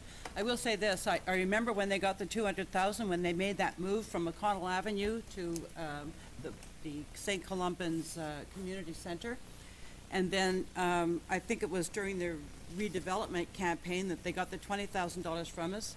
I'm not on the board there. I was on the board there. I know how absolutely desperate their need for money is, and how difficult it is to keep asking the community for money, you know, over and over again, because the volunteer pool dries up and the money dries up. And right now, I think the impoverished people of our community are probably at the most difficult point they've been maybe in the last 10 years. And I see Mrs. Ferguson still here. The Chippy grant that we used to have, you know, all that money, provincial money that we lost about 5 years ago. I am sure the people who frequent the Agape Center felt the loss of that, because that was emergency money that our social services was able to provide people if they had a crisis in their life. So that stresses the people who use the Agape Center. And then I think the current provincial government has made some more regulations that are absolutely bound to make life harder for people with disabilities and people who are chronically unemployed and who use the Agape Center. So I honestly think that we give a lot of money to poor people in our community through housing and through all sorts of programs. But this is like frontline emergency service, and the Agape Center does it, so I support it. And honestly, if they come to us every year, I would be in favor of giving them sustaining support, because they actually provide a hot meal every single day to over 100 people. And to go and line up for a dinner there, people start at about 11 o'clock. You have to go there between 11 and 12 and really get the lie of the land, and you'll just see that you can say you shouldn't be here, you should do something else, but it's a tremendously critical need, and we have an opportunity to give a little bit of help toward it. And I think as a municipality we should, because there are municipalities where, and not that I want to make the poor invisible, but we would look pretty bad if they were more visible. So I say we give them this money. Any further debate? Councillor McIntosh? I'll make some observation as a former long-time board member from previous time when we were on Marlborough Street. My problem with this is they got $620,467 in revenue. They spend $52,820 on food. So of the 700, like it's a very small percentage spent on food. Very, very small percentage. Mostly salaries, cost of operating a building, and allude to Councillor Grant talking about how the St. Vincent Paul, it doesn't have an employee, it doesn't cost them anything to operate, and they handle a lot of food too. Not saying, you know, they do good work, but I'm just saying the cost of supplying $52,000 worth of food is really, really high. No business could operate this way. And when I was on the board, I think, well, I don't want to get into that because that was another time, but just, you know, if they're in trouble now with $620,000 in revenue, wow. No, I'll give them the 10,000, but I really got some concerns about how that, and it's not the people operating, but it's just, you operate with a building that size, the overhead is tremendous, and you removed yourself from where most of your clients are with previously in the East End. But anyway, I just, when I see these numbers, and when I'm not the only one, when other people see them, they go, wow, you know, that is high, big payroll. Anyway, but I'll still support the 10,000. Thank you. Councillor Caroline Hébert and then Councillor Sid Gardner. Thank you, Madam Mayor. I just want to point out that the Agape Center is more than just a food bank, like others that have been mentioned. The Agape Center does run a kitchen. They do run programs for youth from time to time. They also have a store that operates, which cannot only operate on volunteers, and that store supplies an allowance for their clients, so there's staff time that goes into, you know, doing all of the assessments. Nonprofits or charities like this spend a lot of staff time, usually when it comes to fundraising, and I understand the need for volunteers, but unfortunately, when you're an operation of this size, you absolutely need staff to be handling the front line, to be handling the very necessary fundraising. This should be $1 million operation. I think it's certainly come down from the very close to $1 million operation it used to be, but it's certainly more than just a part-time food bank. I just want to also make a point there that it does operate a food bank 5 days a week, as opposed to others, which is only 2 or 3 days a week, and sees up to 30 families a day, 5 days a week. Any further debate?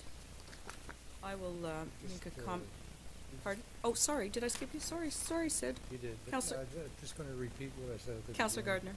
Gardner. I did that exercise before I got here, and I'm within about $5,000 of where we're going this way, so I'm right from the top to the bottom. Thank you. I will just follow up with a comment. I think that the, and a question for the CAO. The Agape Center continues to be, always a difficult one for every council I've been on, it feels like. I think it's a very complex organization. It's got a social enterprise, it's got programming. It's not quite appropriate to compare it to St. Vincent de Paul. So I think that those are two separate things.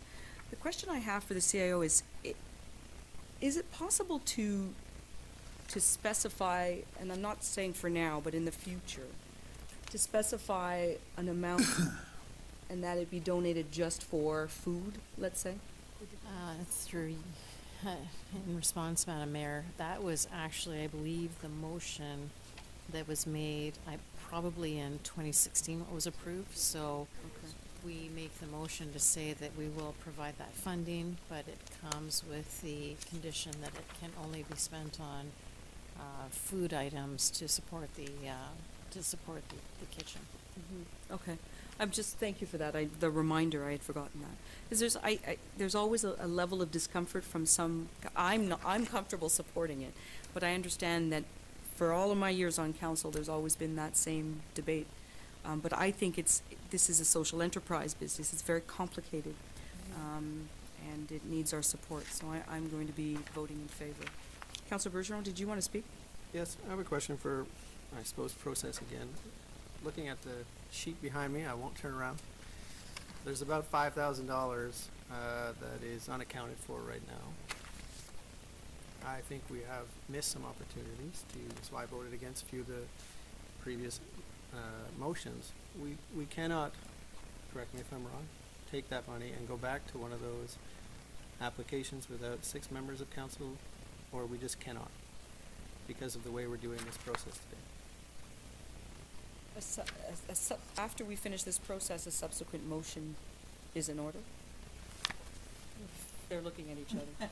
I'm going to get up. If I may, Go ahead. Madam Mayor, I would argue that that would require a 2/3 majority to reconsider because the applications are forward in front of council currently. So once a motion has been made to approve funding per that application, if you want to go back and amend that, that needs a 2/3 majority for reconsideration. Okay. Thank you. And that's why I'm voting against these. I just think this process is really flawed, and we're going to end up having a surplus that could have went to one of these organizations that I just had to vote against.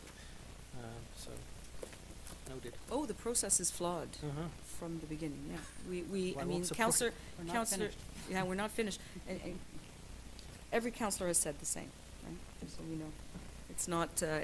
It's going to be changed, I get a sense, for the next budget. So, can I call the vote? So, all in favor? No, I guess, sorry. All in favor? Against? Carried. The next one is for the African, Caribbean and International Association of Eastern Ontario. Councillor Hébert makes the motion. It's seconded by Councillor Elaine McDonald. Debate? Question. A question actually of the clerk. Go ahead. If I were to ask to change that to 10,000 by a friendly amendment, would that fly? Because I'm afraid if I vote against 5,000, I won't get a chance to make it 10,000.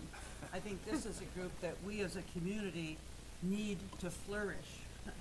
And so I don't want to lose the vote at 5,000 and not be able to come back and say 10. So can I make a friendly amendment now to the mover or somebody that be posted at 10,000 and we have enough money in this envelope to do that? Is that in order, Madam Clerk? I'm going to look at the clerk. I would recommend that we see if Councillor Hebert wanted to withdraw her motion. She doesn't have a seconder for the motion, and a new motion could be put forward. I seconded the motion. So, yeah. With your very compelling arguments from earlier, Councillor McDonald, I will remove my motion for 5,000 for this agency and allow you to, I guess. So who's making a motion? You can? Go ahead. No? Okay, then I'd like to move that we give that agency $10,000. Just a point of order, isn't So that I what I thought, tried to do? yeah, so Carolyn, we're operating on the basis that Councillor Hebert made a motion for all of those, right?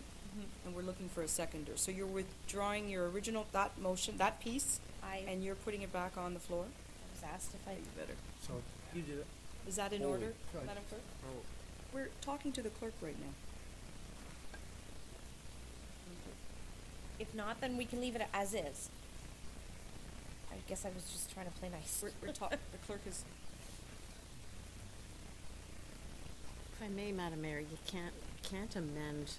Right. Like, trying to amend that motion significantly changes the motion. It's not an amendment. It's not germane, it's contrary to the motion. Okay. Point of order, Yes. Mayor, she can withdraw the motion.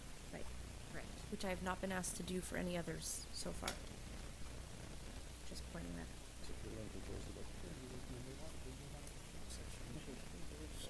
Point of order, Your Worship, she doesn't even have a seconder right now, She correct? did. Right. I seconded it. There was a seconder. Fair enough. We're letting the clerk, please sit tight, folks, okay? I agree, the motion can be withdrawn and another one can be introduced. Cannot be amended. And that's where we're at. It's been withdrawn and a new motion is introduced. For all of it? No. So if you're withdrawing the motion, we start from the top again, no? We've been recording every motion as Councillor Hebert as the mover, separately, individually, with a different seconder for each motion. Oh my God, why did I do this? So withdrawing is just this piece for the African groups, Should have let somebody else do it. not for the whole list. Point of order, Madam Mayor, maybe that should have been pointed out when we commented on other groups of changing the amounts. Okay. You know what? There has been some debate on many of these, and so, to be fair, I will keep my motion. And then at the end, the motion for council to vote in favor, what is it, two-thirds majority, right? That would still be in favor to rescind one of these. So if somebody wants to take that extra and do that afterwards, I will allow that, but because it's been asked a few times to change and I haven't rescinded since. You're not allowing anything, it's Madam Clerk that we're gonna be determining. So is that well, a no, fair that's assessment? No, now the clerk's speaking. So the original motion of 10,000 or 5,000 was withdrawn. Did I do that officially? Yes, you did. I thought we were still sort of. Through you, Alright, Madam Mayor. okay. Both you and the seconder withdrew that motion and introduced a new motion Okay. Go of ahead. 10,000. Sorry, guys. Is that a big picture now? Joe 10,000. Okay. So the clerk has determined that we have a motion that was withdrawn and now put back on valid at 10,000? And it's validly seconded? So now we debate that. Any debate? Councillor Townsend. Thank you, Madam Mayor. This is a new group coming to us, and generally, when new groups have approached us, we haven't awarded the full envelope because we'll give them a partial envelope to kind of gauge how it goes, in a sense, if I can put it like that. Like we did so with the not so amateurs. 1 year it was 1,000, then it jumped to 15. They haven't come back this year. I'd have to look back in the records for other groups, but that's generally our practice, and there's reasons for that in the sense of maybe fiscal responsibility, maybe extending an olive branch and saying, hey, we'll meet you halfway type thing. So I would have been more comfortable at $5,000 because I'm not familiar with this group. This is the first time I see them. I think reading their proposal, it's exciting for sure, but I don't know if, now I'm at a point where, well, you know, no other group here is getting the full amount, and yet they are, whereas we did have it theoretically under the envelope, but there was talk like, oh, we could put that with Centre Culturel, maybe we'll do that after we're done here, or your Arts Council will give them that extra 5, and now it's been allocated, so I'm in some trouble on this one, only because of what we've done in past practice and what I think is fair. Thank you, I just want to get that out there. I have Councillor Glenn Grant and then Councillor Dean Hollingsworth. I almost going to echo everything that Councillor Towndale said, because we don't know anything about this group. And hopefully, I know I read the press release, etc. But I think that giving them this amount, and if they prove themselves, come back next year and we'll revisit it. So I won't support the 10,000. Okay, so I have Councillor Dean Hollingsworth next. Thank you, Your Worship. I won't support the motion for one reason. Everybody else on this board has not gotten everything they want, right? And so if we're gonna oblige everybody to not get what they want in the spirit of fairness, name shows. I'm sorry, at 5,000 I was prepared to support. At 10,000 it's like you're getting everything you wanted, but everybody else didn't. I'm sure they could all make a valid case that their cause is worthy. I'm sure if they were all here in front of us, we would be pulled by all of them. So that being said, in terms of what's more worthy than the others, we could debate till probably 3 in the morning, but rather than go down that road, I think at 5 I would have supported at 10. Councillor Elaine McDonald. Thank you, Madam Mayor. I just want to state the principle that true equality consists in treating unequal things unequally. And so the fact that we shorted everybody else shouldn't be a justification for shorting this group. And I'd like to inform everybody, remind you that this group's been operating in this city since 2013. There was a time when we had an immigrant services agency in town here. It was supported by the federal government. It's gone.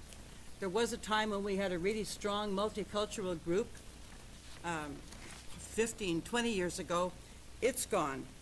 So this group is actually one that welcomes and accommodates new immigrants to create awareness of integrating into Canadian life. I think they serve a unique feature.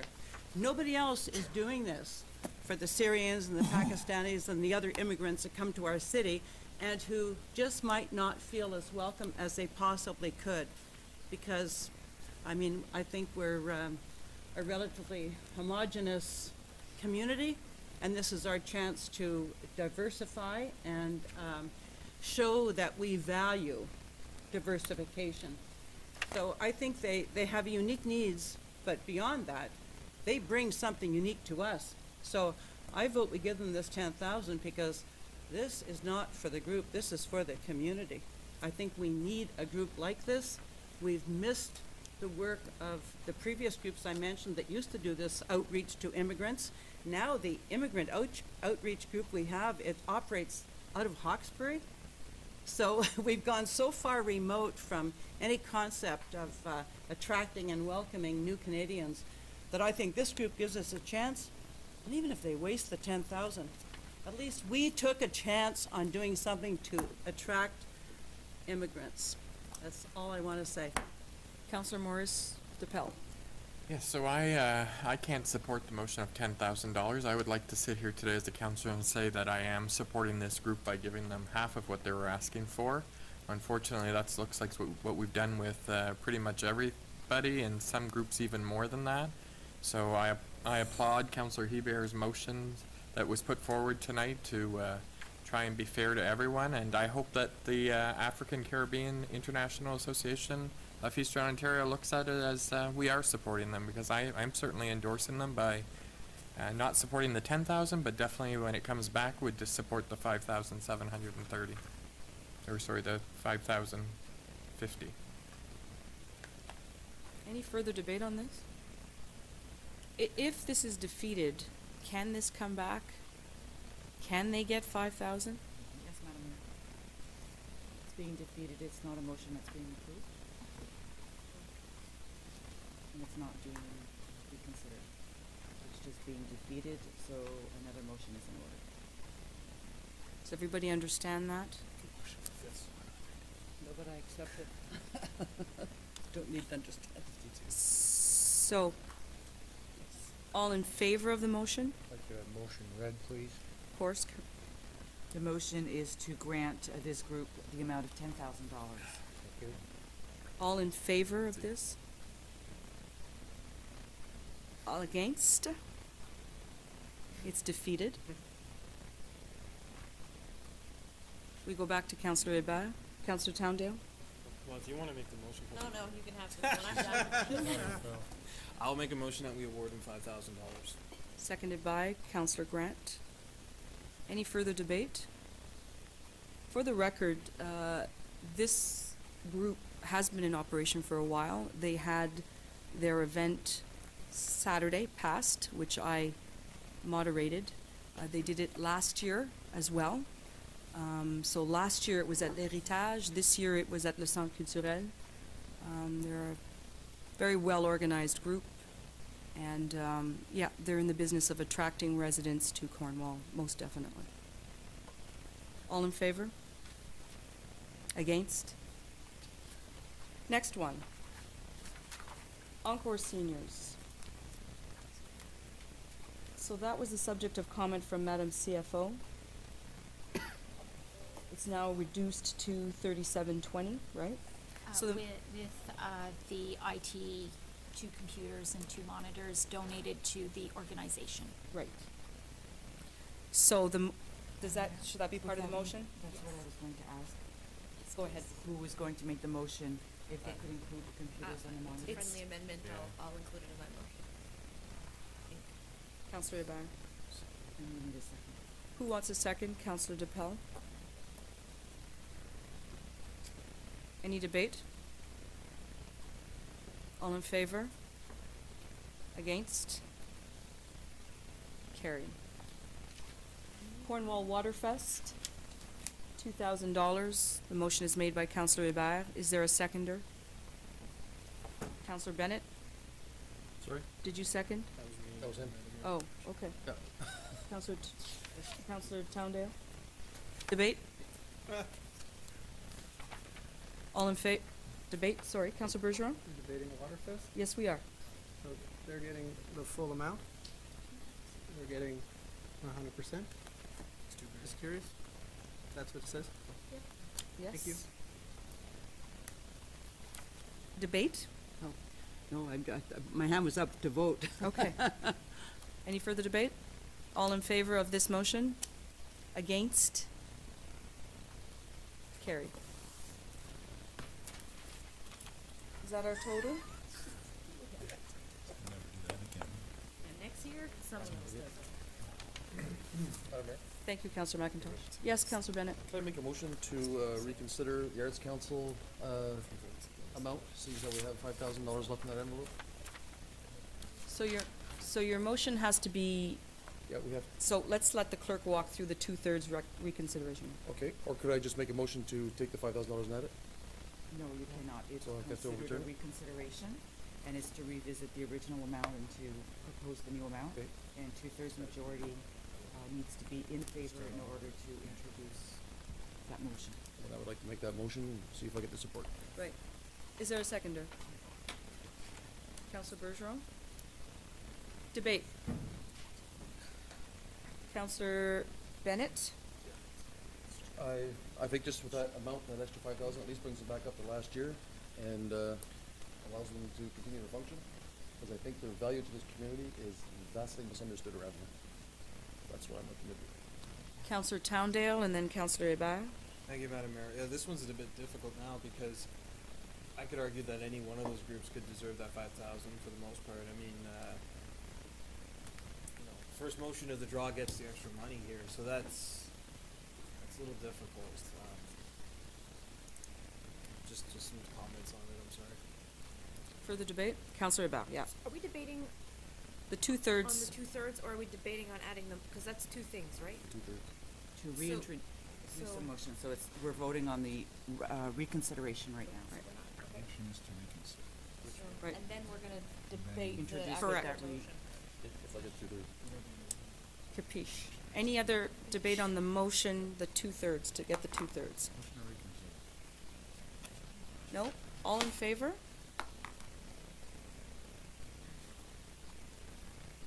Again? You need 7 in order to get to So it's defeated? Yeah. Okay. You tried, Councillor Bennett. Yes, I certainly did. One question? Councillor Hubert and then Councillor Elaine McDonald. I wanted to make a comment, if it's in order.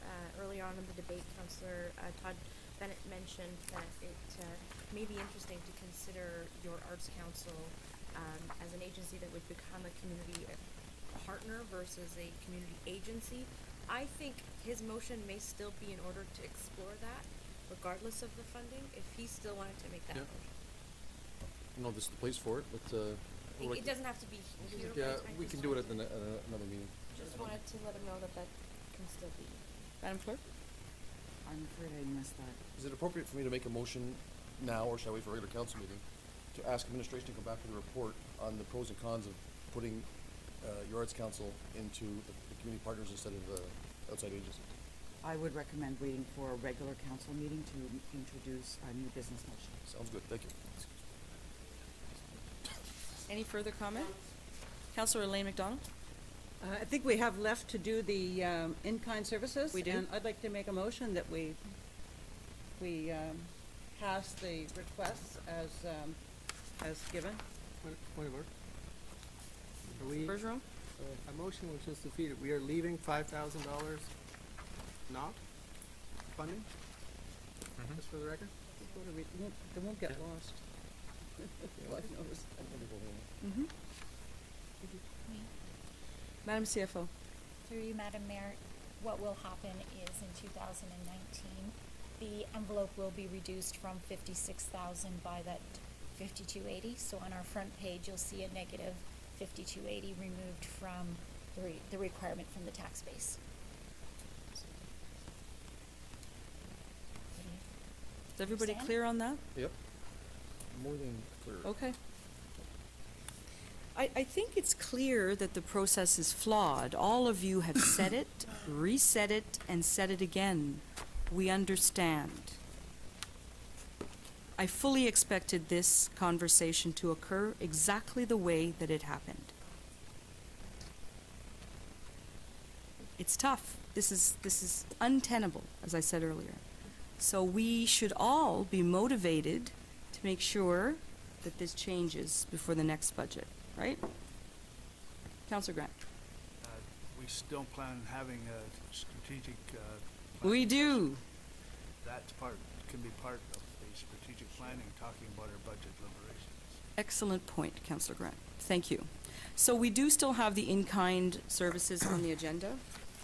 I'll go back to Councillor Elaine McDonald. Okay, I'd just like to say that frequently when this was being discussed before we shifted gears to go to the actual grant applications, there were suggestions made that possibly appeals could be made to our tourism department instead of to this body for some of this in-kind services. And I'd just like to say, I think that's a little bit premature because our tourism department right now, I don't think we allocated tax-based money for it. It's coming out of that money that we're pulling from the hotels.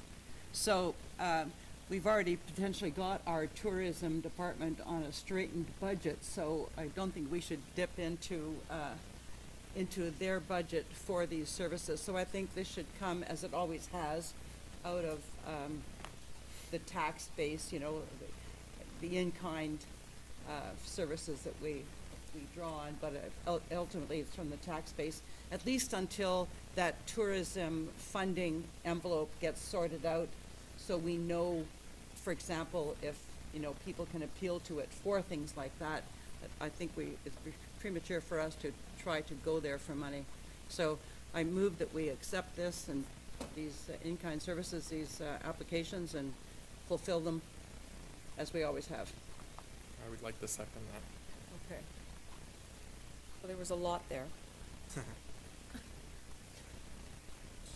the clerk get the motion? Okay. Seconded by Councillor DePel. So now we're debating accepting, so it's page P3, right?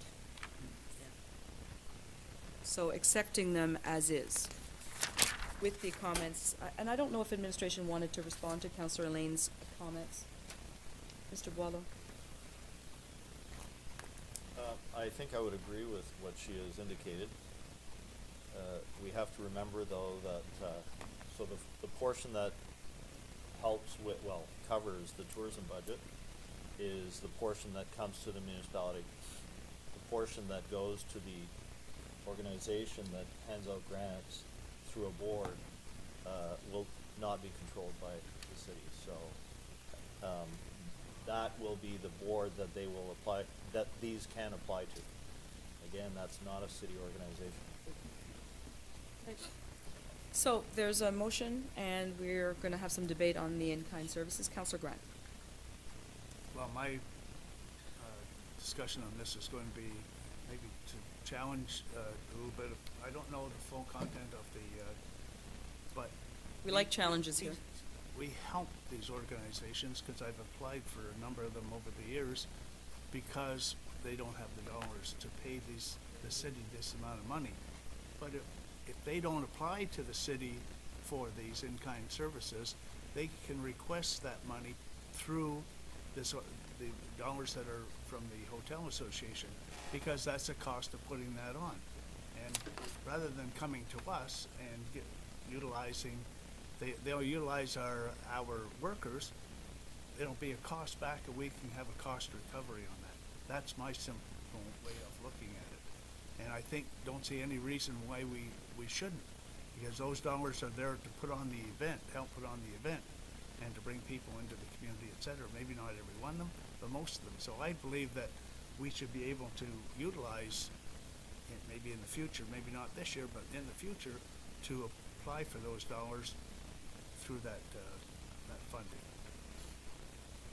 Mr. Boileau? Well, if I understand that point, for example, if RibFest was successful in getting $5,000 through this organization, that if you gave $5,000 less, they would give that $5,000 to payment for our services. Whenever. I think that's what you've described. Yeah, whatever portion it is. Right. Any further debate on this motion? Councillor Bergeron? Thank you. My questions are for Mr. Boileau as well, behind me. You mentioned earlier that there's a matrix of questions or qualifications for that tax. Does the city have one as well, or will we be amending it so that in the future we know who qualifies for what? And before I think where you're going to go with that, is there a way for us to get ahead of that tax in budget years so that those applications can come back to us and say, hey, we didn't get approved by this, we need this much money, or we got $3,000, we need another $9,000. I would hate this to get lost in a bureaucratic, we're ahead of them by a year, the budget doesn't come in. Is there a way that that's going to line up? Through you, Madam Mayor, we don't have a board yet, and there's an advisory committee that will be made up of the tourism sector, restaurants, hotels, etc. I think we need to get together. We do have some considerations for what the matrix would look like, but we're not the board. So we would provide that to the board and hope that they would agree with us that, room stays and impact on restaurants, etc., need to be considered and go from there. But we don't have a matrix that is final, but we would certainly share that with council so that council understands what the qualifications are. Go ahead. Can you describe the board and when it will be operating and roughly how much money we're talking about? The board should be developed, it should be in place. We'll be looking at advertising for board members in March. We hope to have that in place by, say, April. Sorry, the next part of the question. What the board consists of? The city will have representation. The city will not. No. It will be entirely lay persons, hopefully professionals, for example, with accounting background, legal background. And then it'll be 3 to 5 members. And that's how it should be. Any follow-up? No. I think, is that gonna come back to council, Mr. Boileau? The makeup of that committee and all of that? I think every step that we take will come back to council. Okay. But again, it's not a committee of council. No. No, but council can determine the terms of reference around that. I think council can see these terms of reference, but again, it's a board, and it's not a committee of council, so I don't know that the council can necessarily influence that board. No, I understand the separation, but in terms of, the board isn't created yet, Right. right? So in terms of how and who sits on that board, or what the makeup of the board is that already set? Do we have a policy in place? It's not set. Okay. But I think what we were hoping to do is to put out information about the idea of what we're looking for. That we're looking for people who will have professional experience that can be helpful, you know, Right. and so that's really what we're trying to do. We have to remember that this is trying to replicate an organization like a nonprofit tourism organization that is not connected to the city. That is typically what it's trying to replace. Any further comment on the motion to accept? Yes. Councillor Gardner. No, I want to follow up with what was just being said about the committee and where would we go for funding and what are the rules going to be, and that's why I'd like you to come back, at least to tell us what the rules are. It's to find out how we handle fees down the road. It's coming back for sure, Councillor Gardner. Yeah. So, can I call the vote? All in favor? Against? Carried. Excuse me, Councillor Grant. The community partners, the first P1, what's that now? Or have we? Yes, I'll turn to the CAO for explanation on that. Certainly, thank you, Madam Mayor. So the community partners, the application, I'm sorry. going to declare a conflict on possible theater. Okay. What was the question? You could listen to the explanation first. Sorry? Councillor Gardner is declaring a conflict, so. Well, depending on how you do it, if we do it by different groups, then when we get to Hallsville, I know. Okay, maybe you want to listen to the explanation and then determine. So through you, Madam Mayor, when you're looking at the community partners on P1,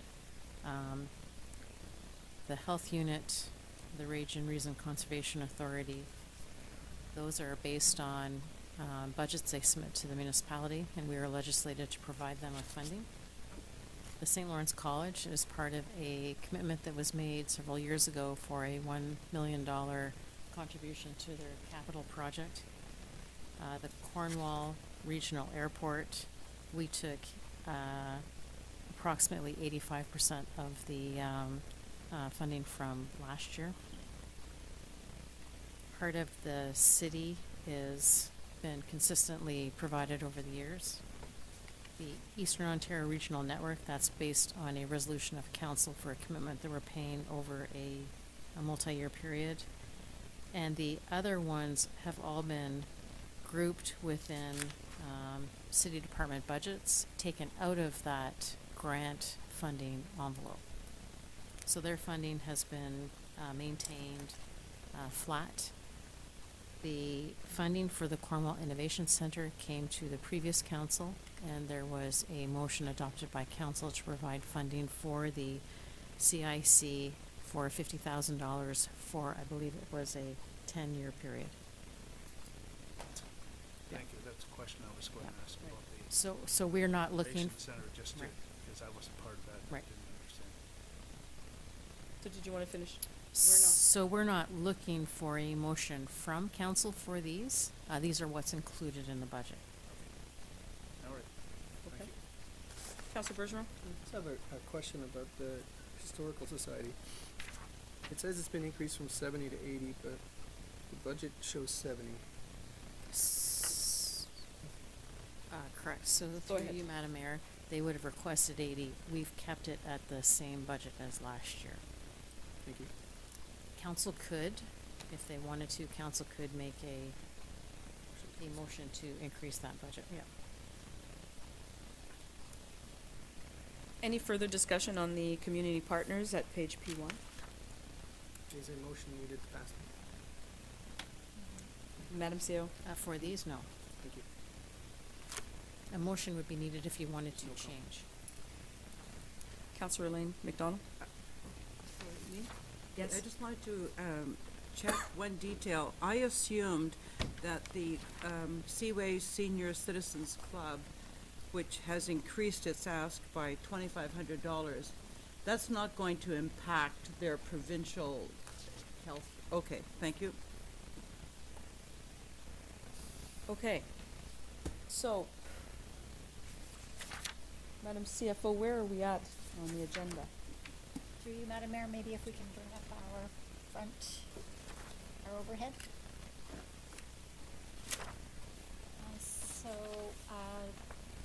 The average residential property would see an increase of 2.98% or $71.91 based on what we've done in the last 2 weeks. So I'm going to look to council and see what it is that you want us to do. I see a hand up. Councillor I'll make a Hollingsworth. motion to approve the budget as presented, Your Worship. There is a seconder, Councillor Caroline Hébert. Debate. Are people too tired to debate? I can debate if you want, I know what I want. Okay, so Councillor, did you want to go first, Councillor Hollingsworth? I'll wait, I'll let everybody say what they feel. It's your motion, it's your prerogative. That's I'll wait. Councillor Towndale. Well, thank you, Madam Mayor. Just no one seemed anxious to say anything. I know we're probably looking to finish, and as per your direction, quickly, and your leadership, I might add. So, budget number 5 for myself. Seen some interesting processes over the years, long ones, short ones, everything in between. It's a pretty reasonable number. It's under 3%. I think I can live with that. I think looking at the budget overall, it's relatively lean in terms of projects. Looking at it, a lot of them are necessary. I think we made some good decisions here. I can live with this for this year. I think the work we're going to accomplish is good, but of course I did ask, and I hope to see this whenever we have a better picture of what sidewalks we'll be repairing under the asphalt resurfacing. So we'll get an idea of that, because that'll probably build into something I'll bring forward later on. So that's what I'm looking forward to. But I'll support this, especially considering we did hear last year how it did impact in terms of getting some tenders out on time to get better rates. So the sooner we get this out, the better for everybody. Thank you, Councillor Towndale. Councillor DePel. Thank you, Madam Mayor. Through you to the CFO, I just want to know, last year when we had our budgets, we had a larger increase than what was expected, and we were told then that that increase would be even higher if we tried to go lower. So I was just wondering what changed from last year to this year overall, globally, just so that residents can be informed as to, wow, because I think this is a great budget. Thank you. Through you, Madam Mayor, Councillor McDonald mentioned that there was months of work put in by administration looking through this budget. What really did assist the city was development charges and having that as a new revenue source for our capital projects. But the budget through our operating budget is pretty lean, and I think a lot of good work is done. Sure. So, and just so residents know, development charges were projecting on just over $2 million, correct? Yes, about 2.2 million. So I'm very pleased with the budget. Madam Mayor, I'd like to thank you for your leadership. Your leadership's been great through this budget process. I've sat through 8 budget rounds. This is my 9th budget round. I'd like to take this opportunity to thank administration, Mrs. Adams, Mrs. Bailey, all the senior management team, Madam Clerk and Deputy Clerk. I think we've done a great job, and I think the residents will be happy with the results of this budget and the process. Hear, hear. Yeah. What he said. Thank you, Councillor DePill. Councillor Todd Bennett. Thank you, Madam Mayor. Obviously, this is my first go-around at a budget. Maybe, maybe not. But as what I really appreciated was the way this document was put together. It certainly made it easy for a new guy to figure out.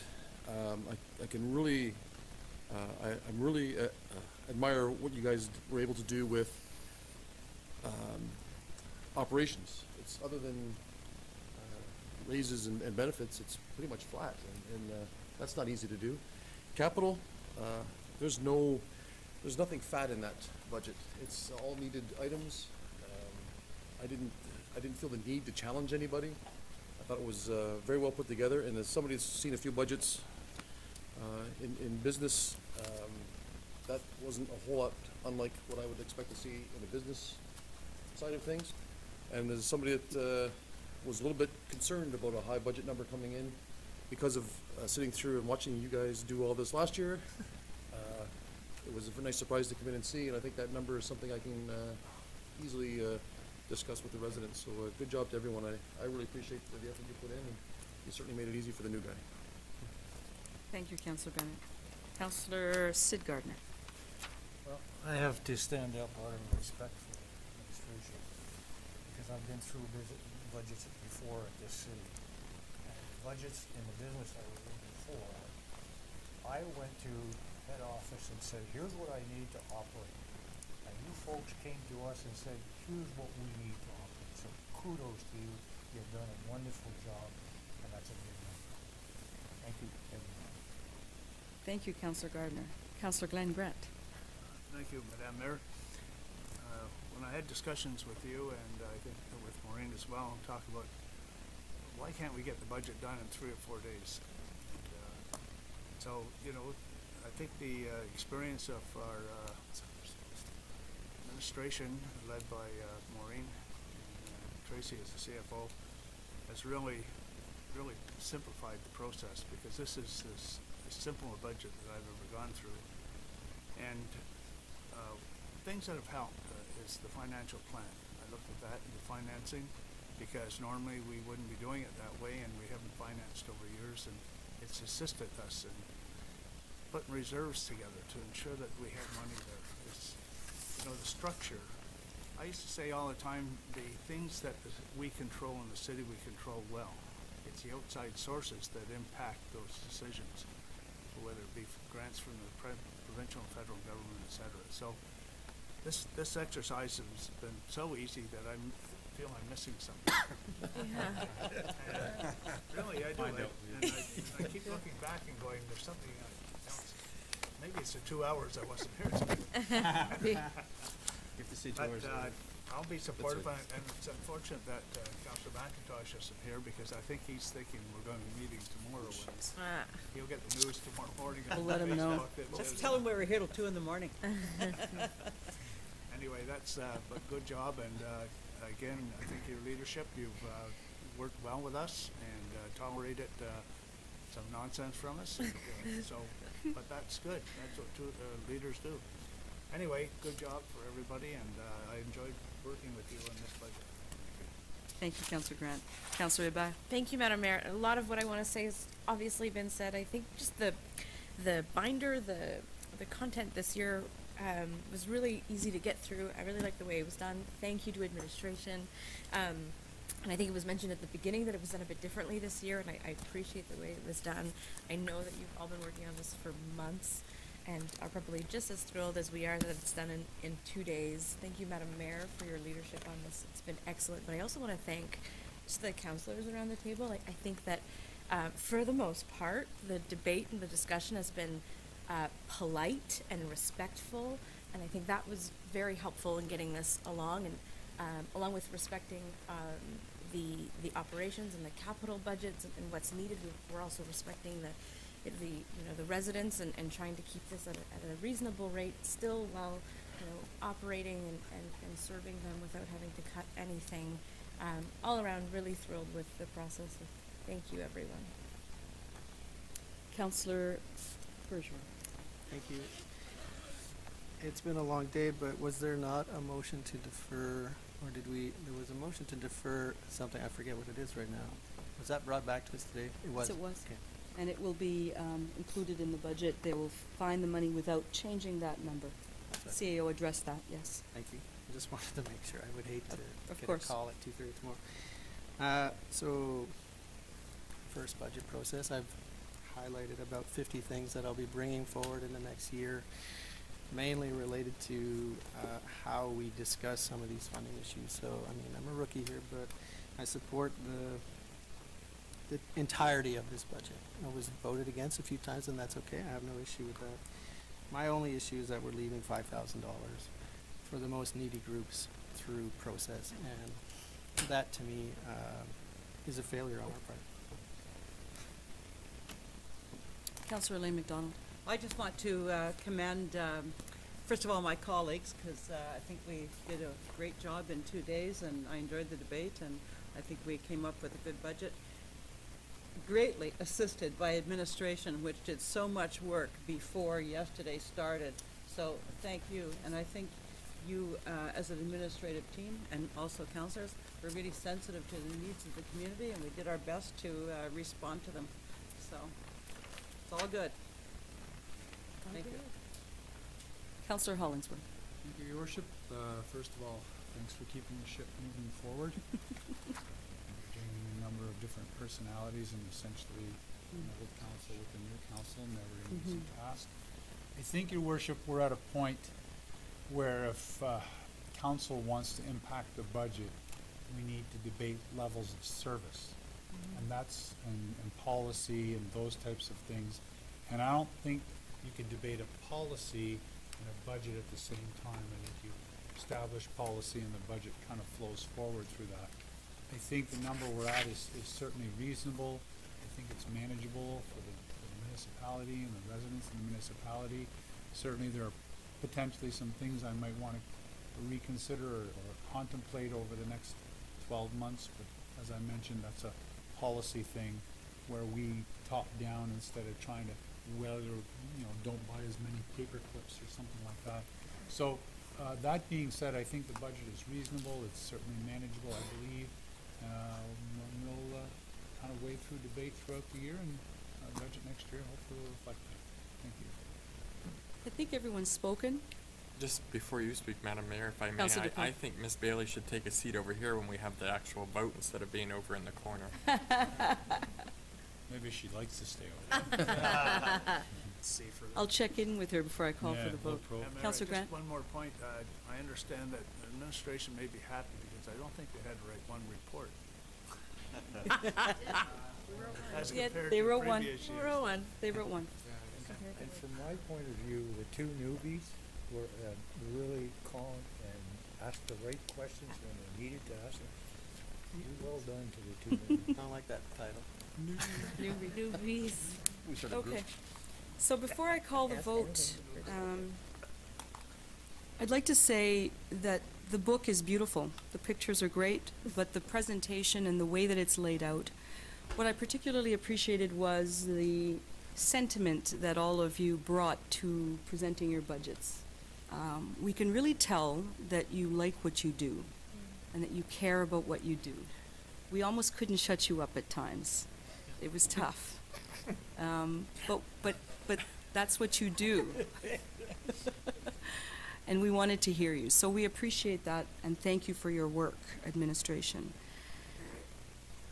I do want to thank this council. You're great. You're really great. Now, I will remind you that that number is not going to make everyone happy. So I am the mayor and we are the council for all of Cornwall. And tomorrow and over the next few days, we may get comments about any increase at all. But what this increase does is it keeps operations pretty flat. It maintains our precious, precious infrastructure. And it includes a little bit for the future, right? Some of that stuff for the waterfront, some of that stuff for downtown is about the future, is about building and attracting.